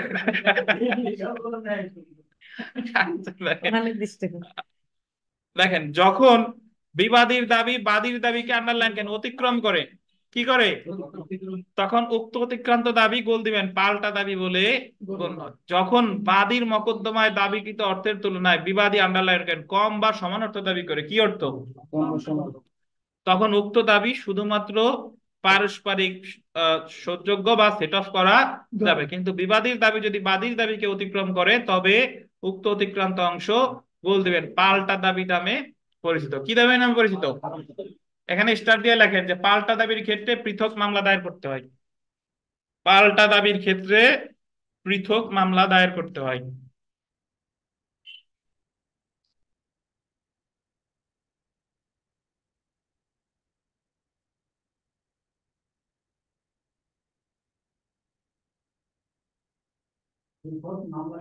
জি মকদ্দমা আর কি, পৃথক মামলা ও মকদ্দমা একই। মকদ্দমা কি বিমল সাহেব পান না খুঁজে? এই সমীরণ বের করে দেন ওনারে।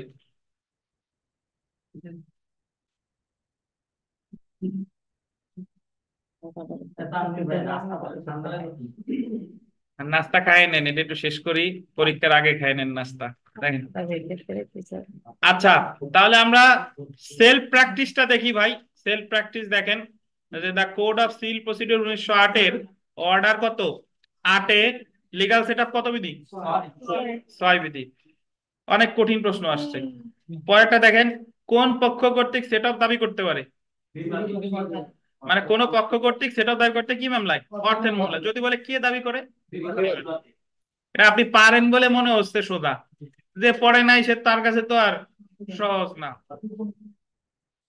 2 নম্বর সেলফ প্র্যাকটিসে 2 নম্বর প্রশ্নটা দেখেন, লিখিত জবাবে বিবাদী দাবি করতে পারে, লিখিত জবাবে বিবাদী দাবি করতে পারে পারস্পরিক দায়শোধ বাকি পাল্টা দাবি। অ্যাকচুয়ালি পাল্টা দাবি বলতেছে, বাট পাল্টা দাবির ক্ষেত্রে প্র্যাকটিস হচ্ছে আলাদা মামলা, বুঝতে পারছেন। 4 নম্বর দেখেন, যে অর্থ আদায়ের মামলায় সেটআপ দাবি করতে পারে কার বিরুদ্ধে?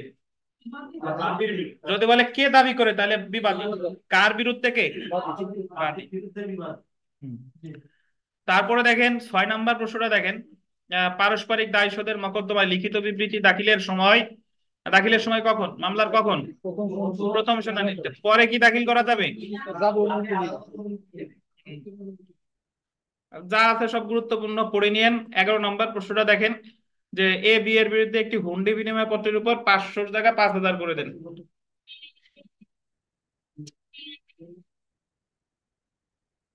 তো এই হচ্ছে আমাদের আদেশ 8 শেষ হয়ে গেল। আজকে এই পর্যন্তই। আপনারা নাস্তা করেন, তারপরে আমরা পরীক্ষা আছে, প্রশ্ন প্রিন্ট আউট করা হয়েছে, প্রশ্ন পরীক্ষা হবে আর কি, এই আর কি। আর আগামী পড়া সোমবার। নেন মাসুদ।